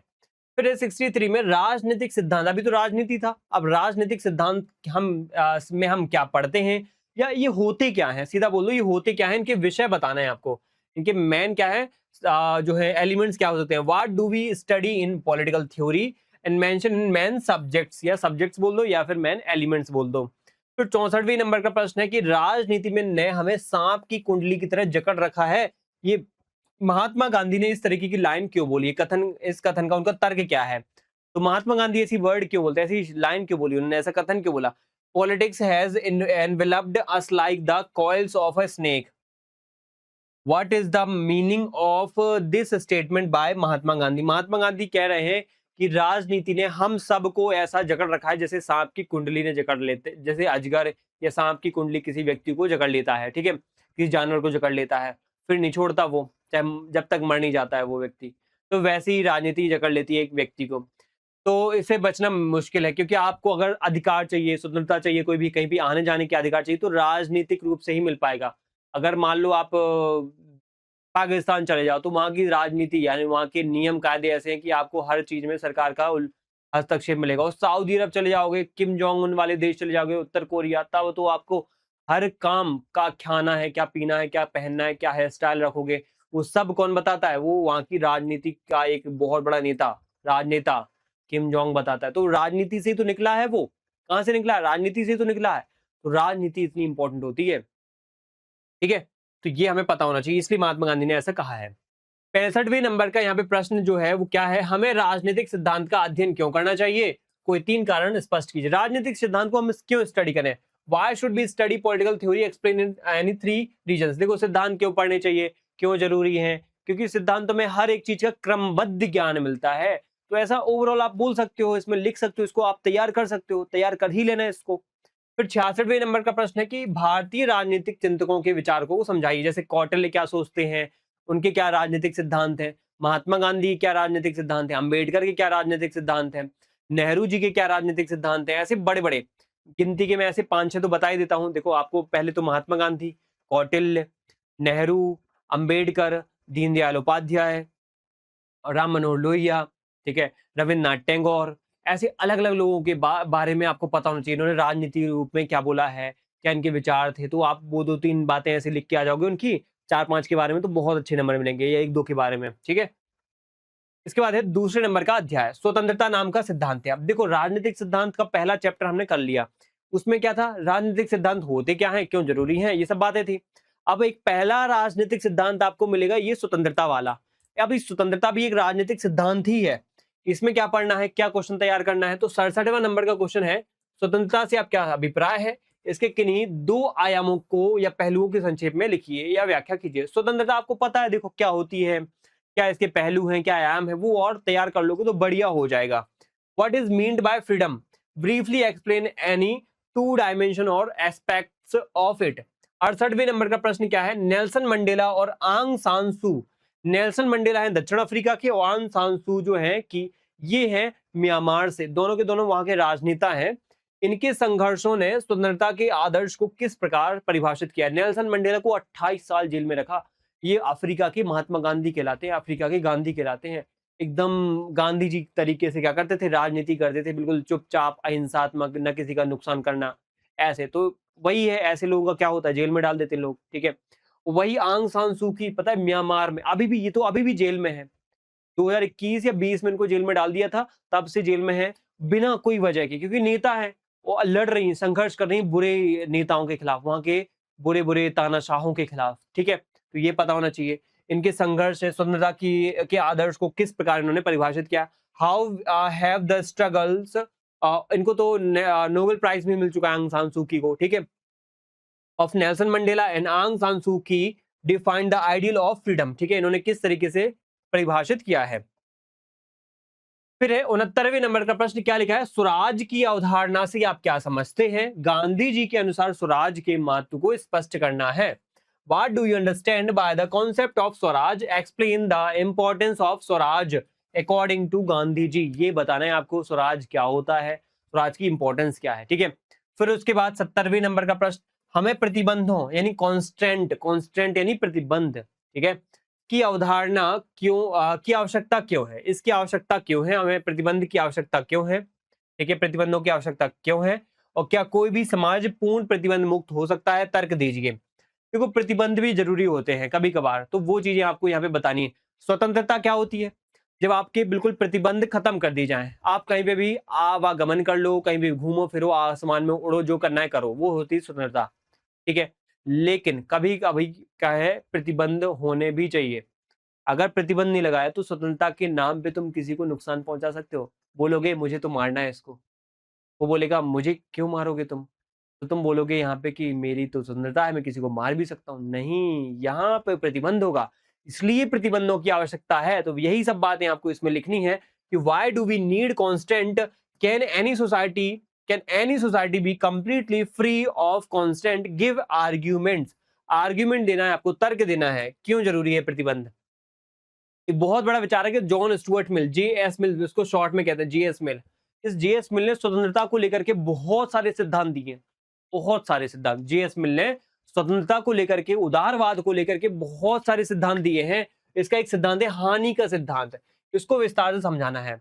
Explain the John Stuart mills harm principal, या इसको बोलते हैं यहाँ पे हानि का सिद्धांत। ये क्या है, इसको मैं शॉर्ट में बताऊंगा, लेकिन आप तैयार करके जाना जरूर। इसका मतलब ये है कि आप जब भी अपनी स्वतंत्रता का उपयोग करो तो ऐसे करो कि दूसरे को नुकसान ना हो उसको।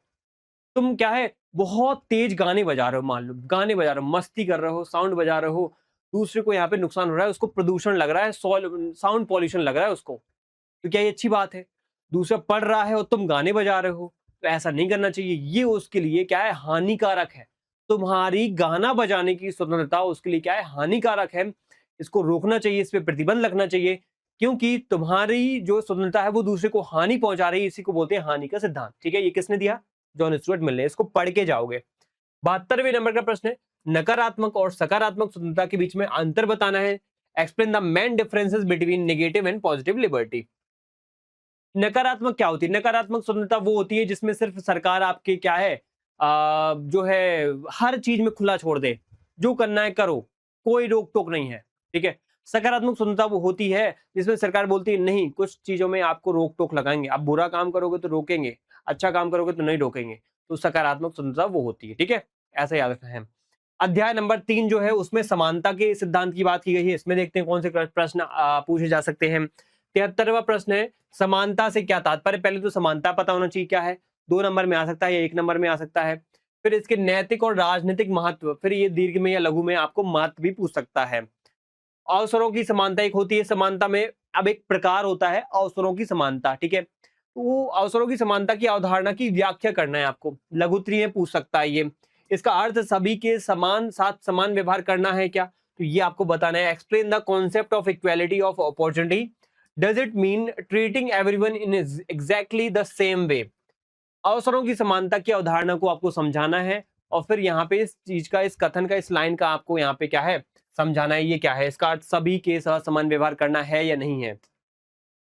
इसके बाद 75वें नंबर का प्रश्न क्या कह रहा है, ये प्राकृतिक और सामाजिक असमानता के बीच में अंतर स्पष्ट कीजिए। क्या प्राकृतिक असमानता को बदला जा सकता है क्या।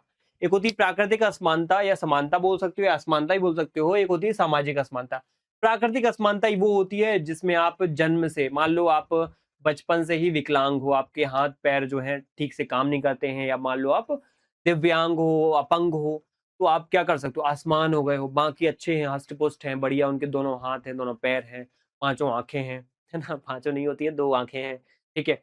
लेकिन आपके साथ कोई ना कोई कमी है, तो ये होती है प्राकृतिक असमानता। एक होती है सामाजिक असमानता। सामाजिक असमानता क्या, जैसे आपके हाथ पैर बढ़िया हैं, उसके भी हाथ पैर बढ़िया हैं, वो भी बढ़िया आप भी बढ़िया, वो भी हष्ट पुष्ट आप भी बढ़िया हष्ट पुष्ट, लेकिन वो है नीची जाति का, वो है नीची जाति का, वो आप है ऊंची जाति के। कोई, ये असमानता कैसी है, ये असमानता समाज ने बनाई है, ये असमानता हमारी सामाजिक सोसाइटी ने बनाई है। उसको निजी जाति में यहाँ पे बोला जा रहा है और आपको यहाँ पे ऊंची जाति में। अब ये मत बोल देना सर वो तो निजी जाति में पैदा हुआ तो प्राकृतिक रूप से, नहीं, तो जातियां बनाई किसने, समाज ने तो बनाई ना जातियां। तो वही चीज यहाँ पे याद रखना है कि जातिगत रूप से जो असमानता होती है ना, वही होती है सामाजिक असमानता, ठीक है। Distinguish between natural and social inequalities can natural inequalities be changed. फिर आपको बताना है, देखो नेचुरल इनइक्वालिटी क्या होती है, जैसे कि आप बर्थ वगैरह होना, आप एक प्रकार से क्या होना, जो है क्या बोलते हैं उसको, अपंग होते हैं, डिसेबल पर्सन्स होते हैं, फिजिकली डिसेबल पर्सन्स होते हैं, उनके साथ जो एक प्रकार से इनइक्वालिटी होती है वो होती है नेचुरल इनइक्वालिटी। लेकिन एक होती है सोशल इक्वालिटी, वो होती है कास्ट बेसिस पे, ठीक है। तो कास्ट बेसिस पे कोई ना कोई डिफरेंस देखे जाते हैं, तो वो यहाँ पे होता है। अब 76वें नंबर का प्रश्न, समानता के 3 आयामों राजनीतिक, सामाजिक और आर्थिक आयाम को संक्षेप में आपको वर्णन करना है। Briefly describe the 3 main dimensions of the inequality, political, social and economic inequality आपको बहुत डिटेल में समझानी है यहाँ पे, ठीक है। फिर है 77वें नंबर का प्रश्न, समानता के संबंध में मार्क्सवाद और उदारवाद के दृष्टिकोण में क्या अंतर है? What is the difference between the Marxist and the liberal perspective regarding equality, ठीक है। मार्क्सिस्ट क्या सोचते हैं समानता को लेकर के, और उदारवादी क्या सोचते हैं समानता को लेकर के। समानता क्या है? समानता मतलब सब बराबर हो। अब मार्क्सवादी कहेंगे नहीं, बराबरी तो होना चाहिए लेकिन आर्थिक रूप से बराबरी होना चाहिए। कैसी? आर्थिक रूप से समानता होना चाहिए। उदारवादी कहते नहीं, आर्थिक तो ठीक है, राजनीतिक रूप से समानता होना चाहिए। वो राजनीतिक समानता की बातें करेंगे, वो पूंजीवाद के आधार पर समानता की बातें नहीं करेंगे, वो बाजारवादी बातें करेंगे। उदारवादी बोलेंगे सबको खुला छोड़ दो, स्वतंत्रता दे दो, ऑटोमेटिक सब समान हो जाएंगे। उदारवादी ऐसे कहते हैं। लेकिन मार्क्सवादी कहते नहीं, संघर्ष करो, संपत्ति को इकट्ठा करो और सब में बराबर समान तरीके से बांटो, वो होगी समानता, ठीक है। तो उनका अलग तरीका है, इनका अलग तरीका है। फिर है नारीवाद। नारीवाद फेमिनिज्म क्या है? नारीवादी विचारकों ने लिंग, सेक्स और जेंडर के बीच में क्या अंतर बताया। देखो, नारीवाद की विचारधारा आपको पता है क्या है। नारीवाद मतलब महिलाओं के अधिकारों, महिलाओं के आगे बढ़ने, ऊपर उठने की बातें की जाए, महिलाओं को पीछे ना धकेला जाए, ठीक है। ये कौन कहता है? नारीवाद कहता है। तो नारीवाद भी समानता की तो बात कर रहा है ना, महिला पुरुष समानता या महिलाओं को आगे बढ़ने की बात कर रहा है, ठीक है। तो what is feminism and what distinctions have feminist thinkers made between sex and gender, ठीक है। तो ये बातें आपको पता होना चाहिए। अध्याय नंबर 4, ठीक है, सामाजिक न्याय। सामाजिक न्याय को लेकर के आपको यहाँ पे समझाना है क्या होता है ये सामाजिक न्याय। इसमें बातें आपसे पूछी जाएंगी। न्याय क्या है? पहले तो न्याय ही बताना पड़ेगा, और न्याय की 2 परिभाषा लिखिए और न्याय के प्रकार बताइए। सामाजिक न्याय, आर्थिक न्याय, ठीक है, प्राकृतिक न्याय, राजनीतिक न्याय, ऐसे अलग अलग प्रकार बताओगे इसमें। What is justice and right any 2 definitions of justice and explain the types of justice, ठीक है, टाइप्स ऑफ जस्टिस बता दोगे। 80वें नंबर का प्रश्न है सामाजिक न्याय से आप अब देखो, न्याय में एक आ गया है सामाजिक न्याय। इससे क्या समझते हो? सामाजिक न्याय मतलब होता है शिक्षा, स्वास्थ्य और जीवन स्तर जब सबके साथ एक समान हो, आपको अच्छा सामाजिक जीवन मिले, अच्छा आपका स्वास्थ्य हो, अच्छी आपको शिक्षा मिले, तो ये आपके साथ क्या होता है? ये सामाजिक न्याय होता है। अगर नहीं मिल रहा है तो आपके साथ अन्याय हो रहा है सामाजिक रूप से। भारत में सामाजिक न्याय की स्थापना के लिए संविधान में क्या-क्या प्रावधान किए गए हैं? What do you understand by social justice? What provisions have been made in the constitutions for the establishment of social justice in India? ठीक है, तो ये आपको इसमें बात बतानी पड़ेगी। चलिए, तो ये हमारा डिस्कशन हो जाता है। अब हमारे लास्ट के 20 प्रश्न बचे हैं, अंतिम 20 प्रश्न बचे हैं, और ये अंतिम 20 प्रश्न भी आपको उतने ही महत्वपूर्ण हैं जितने कि वो 80 थे। ये 80 तो करना ही है, ये 20 प्रश्न भी आपको उतने ही महत्वपूर्ण तरीके से तैयार पहले ही कर लेना। एग्जाम के पहले एग्जाम के 1 हफ्ते पहले इन प्रश्नों के उत्तर आपके तैयार होने ही चाहिए, क्योंकि इनके 90% चांस है फंसने की, ठीक है। 100% तो मैं नहीं कहूंगा, क्योंकि 100% मैं भगवान तो हूं नहीं कि मैं सीधा बोल दूं, लेकिन यहाँ पे 90 या 85 या 90% चांस पूरे पर रहेंगे। तो आप खुद सोचो, अगर मान लो पेपर है आपका यहाँ पे, जो मान लो यहाँ पे लगभग 80 नंबर का पेपर हो रहा है, तो उसमें से लगभग 70 से 75 नंबर आराम से आ जाएंगे आपके, ठीक है। तो ये बात आपको यहाँ पे पता होना चाहिए। 81वें नंबर का प्रश्न यहाँ पे है, समानुपातिक न्याय दर्शन को स्पष्ट करना है आपको। क्या होता है समानुपातिक न्याय दर्शन, ठीक है। What is justice and right any 2 differences definition. देखो, ये यहाँ पे जो है, इसको थोड़ा सा हम यहाँ पे इंग्लिश में जो है ट्रांसलेशन सही नहीं हुआ है, इसको हम यहाँ पे इनकरेक्ट करेंगे, ठीक है। हमें यहाँ पे समानुपातिक न्याय दर्शन यानी कि प्रोपोर्शनल, ठीक है, इसको इंग्लिश में कहेंगे प्रोपोर्शनल, ठीक है, प्रोपोर्शनल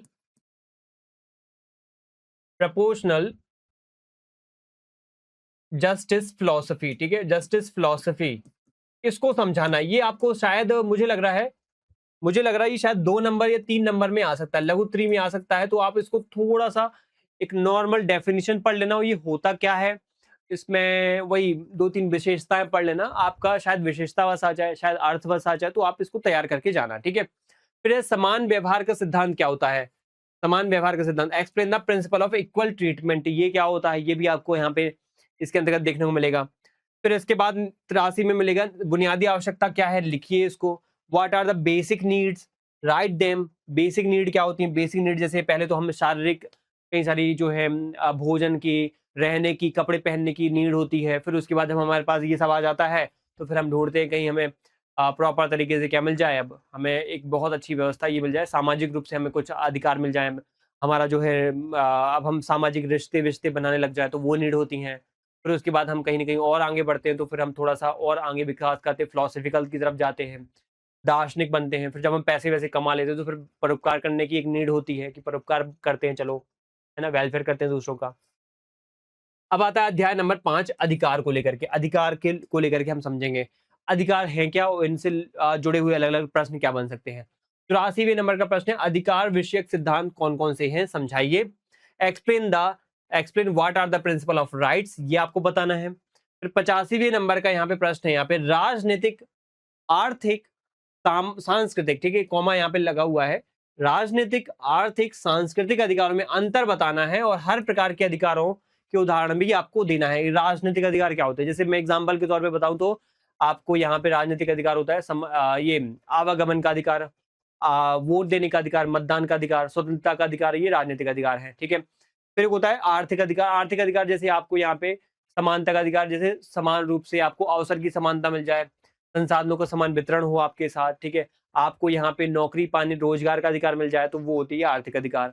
सांस्कृतिक अधिकार जैसे हम धर्म के अधिकार बोल रहे हैं, शिक्षा और यहाँ पे जो है अपने धर्म का अधिकार, शिक्षा, संस्कृति का प्रचार प्रसार करने का अधिकार, वो आपको सांस्कृतिक अधिकार होंगे। तो उदाहरण भी लिख दो, उनके प्रकार भी लिख दो, परिभाषा भी लिख दो। Explain the differences between political, economic and cultural rights and give example of each type of rights. फिर 86वें नंबर का प्रश्न है कि शोषण के विरुद्ध अधिकार को विस्तार से समझाना है आपको, कि शोषण का जो उसके खिलाफ एक हम अधिकार देते हैं, वो होता है शोषण के विरुद्ध अधिकार, फ्रीडम अगेंस्ट एक्सप्लॉयटेशन। इसको आपको एक्सप्लेन करना है, ठीक है। आपने अगर हमारे देश के संविधान में पढ़ा होगा आर्टिकल नंबर 23, आर्टिकल नंबर 24, इसमें क्या लिखा हुआ है, शोषण के विरुद्ध अधिकार, बच्चों का शोषण, महिलाओं को शोषण, उनका दुर्व्यापार, उसको रोकना, ये शोषण के विरुद्ध अधिकार कहलाता है, ठीक है। फिर उसके बाद है 87वें नंबर का प्रश्न, इसमें क्या लिखा है, बंधुआ मजदूरी समाज के विकास में। देखो बंधुआ मजदूरी क्या है, अधिकारों को छीनना।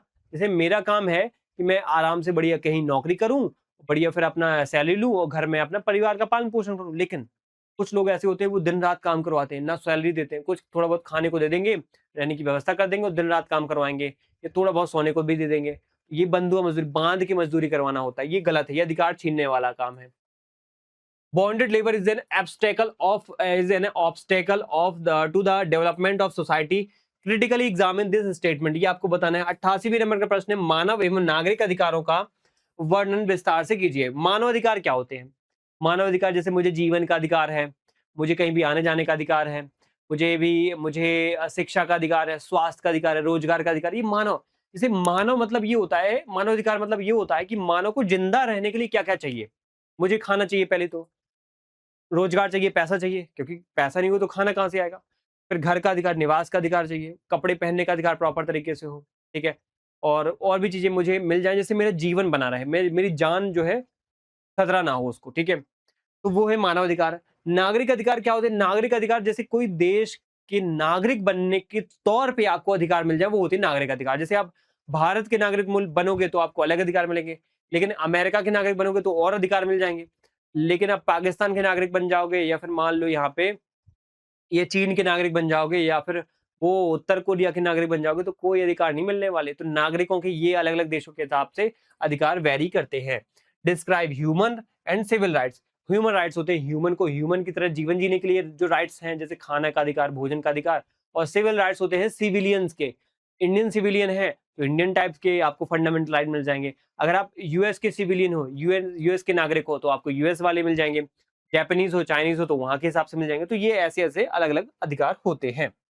अब ये अध्याय नंबर 6, इसमें है नागरिकता की बात, ठीक है। अध्याय नंबर 6, इसमें नागरिकता की बात। तो इसमें 89वें नंबर का प्रश्न कह रहा है कि नागरिकता से आप क्या समझते हो। पहले तो बताओगे नागरिकता है क्या, और नागरिकता की पूर्ण और समान सदस्यता की यहाँ पे अवधारणा को आपको यहाँ पे समझाना है। What do you understand bye citizenship, explanation the concept of fulfil the equal membership of the citizenship. ठीक है, तो ये आपको यहाँ पे बताना है। फिर 90वें नंबर का प्रश्न है कि नागरिक किसे कहते हैं। गैटल के अनुसार परिभाषित इसको करना है आपको। ठीक है, गैटल के अनुसार define who is called a citizenship according to the Gettell. ठीक है, ये आपको बताना है कि हु इज सिव, देखो define who is called citizens according to Gettell. ठीक है, पहले तो नागरिक किसे कहते हैं, गैटल के अनुसार इसको परिभाषित करना है। तो वही है कि नागरिक जो है ना, नागरिक की गैटल के अनुसार ही आपको बताना है गैटल ने नागरिक को क्या कहा है। फिर 91 नंबर का प्रश्न है कि भारतीय नागरिकता की मुख्य विशेषता का वर्णन करना है कि भारतीय नागरिकता की मुख्य विशेषता क्या हो सकती है। Describe the main features of the citizenship, ये आपको यहाँ पे बता देना है। चलो, इसके बाद है 92 नंबर का प्रश्न। 92 नंबर का प्रश्न है शरणार्थियों से आप क्या समझते हो। वही, अब एक देश के नागरिक जब दूसरे देश में क्या करते हैं, शरण लेते हैं, तो शरणार्थी बन जाते हैं, नागरिक नहीं कहलाते हैं वो। तो ये शरणार्थी है, ये क्या है, ये इसको आपको बताना है। शरणार्थियों की समस्याएं क्या हैं, वैश्विक नागरिकता की अवधारणा किस प्रकार उनकी सहायता कर सकती है, ये आप यहाँ पे समझाओगे। What do you understand by refugees while explaining the problems of the refugees discuss how the concepts of global citizenships can help them। ठीक है, एक देखो हम आप क्या करते हैं, ये यूएस का नागरिक है, ये पाकिस्तान का है, ये अमेरिका का, ये चीन का है, ये जापान का है, ये भारत का है, ये श्रीलंका का है ना, ये बट गए हैं, हम अलग अलग देशों के नाम पे बट गए हैं। हम ऐसा क्यों नहीं करते कि हम पूरे विश्व के नागरिक बने, पूरी पृथ्वी के नागरिक बने, ये देशों के नाम पे चीजें हटा दे, तो ऐसे में ही शरणार्थियों की समस्या खत्म हो जाएगी। एक देश का मान लो बांग्लादेश में, म्यांमार में इतनी समस्या है, अब वो व्यक्ति म्यांमार से चीन नहीं जा सकता, चीन जाएगा ना तो गोली मार दी जाएगी उसको, इसलिए वो भाग के भारत जैसे देशों में आ जाते हैं। भारत नहीं करता ऐसा। क्यों ऐसा है, क्योंकि वही चीन वाले घुसने नहीं देते उनको, वो रोहिंग्या मुसलमानों को, शरणार्थियों को। तो अगर ये शरणार्थी समस्या को रोकना है तो हमें विश्व या फिर ग्लोबल सिटीजनशिप यानी कि विश्व नागरिकता, वैश्विक नागरिकता की बात करनी पड़ेगी। 93 नंबर का प्रश्न क्या है, भारतीय संविधान में नागरिकता प्राप्त करने के लिए विभिन्न तरीके क्या हैं, और भारतीय नागरिकता को लोकतांत्रिक और समावेशी क्यों कहा जाता है। What are the different ways to acquire citizenship in the Indian constitution, why is the Indian citizenship called the democratic and inclusive. मतलब भारत में अगर नागरिकता आपको प्राप्त करनी है तो कैसे प्राप्त करोगे, ये आपको यहाँ पे बताना है। ठीक है, इसके बाद है अब 7वें नंबर का जो चैप्टर है राष्ट्रवाद का, उससे देखते हैं प्रश्न क्या बने हैं। 93 नंबर का प्रश्न है राष्ट्र और राज्य में अंतर बताना है। राष्ट्र क्या होता है, फिर एक राज्य क्या होता है, इसमें अंतर क्या है, और राष्ट्रवादी भावनाओं को प्रेरित करने वाले कारकों को आपको यहाँ पे उदाहरण सहित बता देना है। Differences between nation and state, और एक्सप्लेन करना है एग्जाम्पल्स को और फैक्टर्स को दैट इंस्पायर नेशनलिस्ट फीलिंग्स। हमारे अंदर नेशनलिस्ट फीलिंग्स जो हैं वो इंस्पायर होती हैं, वो किस वजह से होती हैं, वो आपको फैक्टर्स बताने हैं। 95 प्रश्न है राष्ट्रवाद से आप क्या समझ सकते हैं, क्या समझते हैं, यहाँ पे क्या समझते हैं, आपकी राय में राष्ट्रवाद की क्या सीमा है। तो यहाँ पे समझना यानी कि एक प्रकार से आपको क्या का आंसर दे देना है, यानी डेफिनेशन दे देनी है और फिर सीमाएं बता देनी है। इंग्लिश में यहाँ पे आप समझोगे, यहाँ पे what do you understand by the nationalism and in your opinion what are the limitation of the nationalism. Nationalism की लिमिटेशन क्या है, नेशनलिज्म किस मामले में कुछ लिमिटेशन के साथ देखा जाता है, ये आपको यहाँ पे बताना है। 96 नंबर का प्रश्न है गुरु रविन्द्रनाथ ठाकुर या टैगोर इनके अनुसार किस प्रकार की मानवता और राष्ट्रवाद से ऊंची है। देखो रविन्द्रनाथ टैगोर कहते थे राष्ट्रवाद उतना महत्वपूर्ण नहीं है, मानवता जरूरी है। राष्ट्र के नाम पे जो देशों को लोगों को मार दिया जाता है तो वो गलत है। राष्ट्र प्रेम ये नहीं होता है कि हम किसी का खून बहाएं, किसी के साथ हिंसा करें। उन्होंने कहा है कि राष्ट्र प्रेम या राष्ट्रवाद वो होता है जब हम एक देश में नागरिक की इज्जत करें, सम्मान करें, उसकी जान की रक्षा करें, वो होता है राष्ट्रवाद। According to Rabindranath Tagore how is humanity higher than nationalism, explain clearly. तो उन्होंने नेशनलिज्म को कम रखा है, नीचे रखा है, ह्यूमैनिटी को ऊपर रखा है। ठीक है, ये बात उन्होंने बोली है। 8वें नंबर का प्रश्न है वो चैप्टर है वो है धर्मनिरपेक्षता की ऊपर। धर्मनिरपेक्षता से देखते हैं कैसे प्रश्न बने हैं। धर्मनिरपेक्षता से आप क्या समझते हो, ये बताना है। फिर लिखा है कि उसके दो प्रमुख पहलू हैं। पहले देखो ये मुझे लग रहा है 2 नंबर में जरूर आएगा, धर्मनिरपेक्षता होती क्या है। जब राज्य जो है हर एक धर्म को समान समझे वो धर्मनिरपेक्षता है, किसी के साथ भेदभाव न करे वो धर्मनिरपेक्षता है, सबको समान मौका दे वो धर्मनिरपेक्षता है। 2 प्रमुख पहलू अंतः धार्मिक और अंतरधार्मिक वर्चस्व की व्याख्या आपको यहाँ पे करनी है। ये प्रश्न आ चुका है, ये इसलिए मैंने एक्स्ट्रा ऐड इसमें कर दिया है। आप लोग सोचोगे इतना बड़ा क्यों बना दिया? एक्स्ट्रा इसलिए बना दिया क्योंकि ये आ चुका प्रश्न है। What do you understand by secularism? Explain its two key aspects. Inter religious English medium वाले बच्चे समझ सकते हैं। इंटर रिलीजियस मतलब एक रिलीजन से दूसरे रिलीजन, और एक होता है इंट्रा रिलीजियस यानी एक रिलीजन के अंदर ही, ठीक है, चीजें कई सारी होती हैं। तो इनका डोमिनेशन किस तरीके से बढ़ रहा है उसमें हमें यहाँ पे आंसर देना है। 98 नंबर का प्रश्न है, धर्मतांत्रिक राज्य और धर्मनिरपेक्ष राज्य के बीच में मुख्य अंतर बताना है। मतलब एक होता है स्टेट कौन सा, थ्योक्रेटिक स्टेट, और एक होता है सेक्युलर स्टेट। थ्योक्रेटिक यानी कि होता है धर्मतांत्रिक, जो सिर्फ धर्म के हिसाब से चलता है, और एक होता है धर्मनिरपेक्ष, जो धर्म के हिसाब से नहीं चलता है। धर्मतांत्रिक का एग्जाम्पल दूं मैं तो वो है सऊदी अरब, ईरान, ठीक है। और जैसे इटली में आपने एक देश का नाम सुना होगा, छोटा सा शहर है, वो कौन सा नाम है उसका, ठीक है, क्या नाम है, वेनिस है ना एक, ठीक है, वेनिस सिटी जो है, वहां पे रोम में शायद वेटिकन सिटी, वेटिकन सिटी वो ईसाई धर्म का देश है। सऊदी अरब इस्लाम धर्म का देश है, ठीक है, ईरान इस्लाम धर्म का देश है। लेकिन आप भारत को देखो, वो किसी धर्म का देश है क्या? नहीं, सबके धर्म का देश है वो, तो इसलिए वो बोलते हैं धर्मनिरपेक्षता, भारत धर्मनिरपेक्ष है, लेकिन सऊदी अरब जैसे देश ये धर्मनिरपेक्ष नहीं है, ठीक है, इसलिए उनको बोलेंगे थियोक्रेटिक, ठीक है। तो ये हो गया हमारा 98 का। 99 नंबर का प्रश्न है, धर्म सापेक्ष का अर्थ बताते हुए ये बताइए कि किस प्रकार भारतीय धर्मनिरपेक्षता पश्चिमी धर्मनिरपेक्षता से भिन्न है। ये प्रश्न आ चुका है, इसको पढ़ के ही जाना है, ये प्रश्न आ चुका है, आ भी सकता है दोबारा। Explain the meaning of the secularism and explain the how Indian secularism is different from western secularism. Western secularism से किस प्रकार लगी, ये आपको बताना है।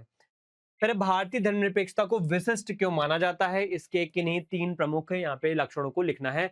Why is Indian secularism considered unique? Write any three of its key features. की features आपको यहाँ पे तीन बताने हैं, जो आप यहाँ पे देख सकते हो धर्मनिरपेक्षता के अंतर्गत। तो ये हमारा क्या है, 100 प्रश्नों का एक बहुत बड़े जो है कंटेंट का मैंने जो है डिस्कशन यहाँ पे कर दिया है। अब 11वीं के मेरे जो विद्यार्थी हैं, वो यहाँ पे इन 100 प्रश्नों को यहाँ पे क्या करेंगे, इनके आंसर्स तैयार कर लेंगे। अभी फटाफट जल्दी तैयार कर लेना है, जरूरत पड़े तो हमें भेजना है, मुझे भेजना है, मैं चेक करूंगा, मैं बताऊंगा हाँ सही लिखा है, इनको रट डालना है। अगर आपने साल भर कुछ भी नहीं पढ़ा और इन 100 प्रश्नों को कर लिया तो डेफिनेटली आप बहुत पास नहीं होगे, बहुत अच्छे नंबर से पास होगे, बहुत अच्छी परसेंटेज बना के पास होगे। और 11वीं में अच्छी परसेंटेज बनी तो एक मोटिवेशन आएगा, एक बूस्टअप आएगा, और 12वीं में बोर्ड में बहुत अच्छा काम आप परसेंटेज से पास हो पाओगे, क्योंकि यही सब चीजें आगे भी है, तो इनको पढ़ना ही पड़ेगा, इनसे आप भाग नहीं सकते हो, ठीक है। तो ये हमारा क्या है, इस डिस्कशन का एंड था। अगर कोई डाउट है, कोई क्वेरी है, तो कमेंट में बताना, हमें मैसेज करना, हमें कांटेक्ट करना, हम हर एक प्रश्न का आपको जवाब देंगे, और प्रश्न लिख के मुझे जरूर भेजोगे। मैं आपका दोस्त, आपका भाई, आपका टीचर दिनेश जरूर आपको यहाँ पे एग्जाम में बिल्कुल आपके साथ खड़ा हूँ। तो तैयार रहिएगा इन प्रश्नों को लिखने के लिए, ठीक है। फिर मिलते हैं नेक्स्ट सेशन में। थैंक यू सभी को एंड जय हिंद।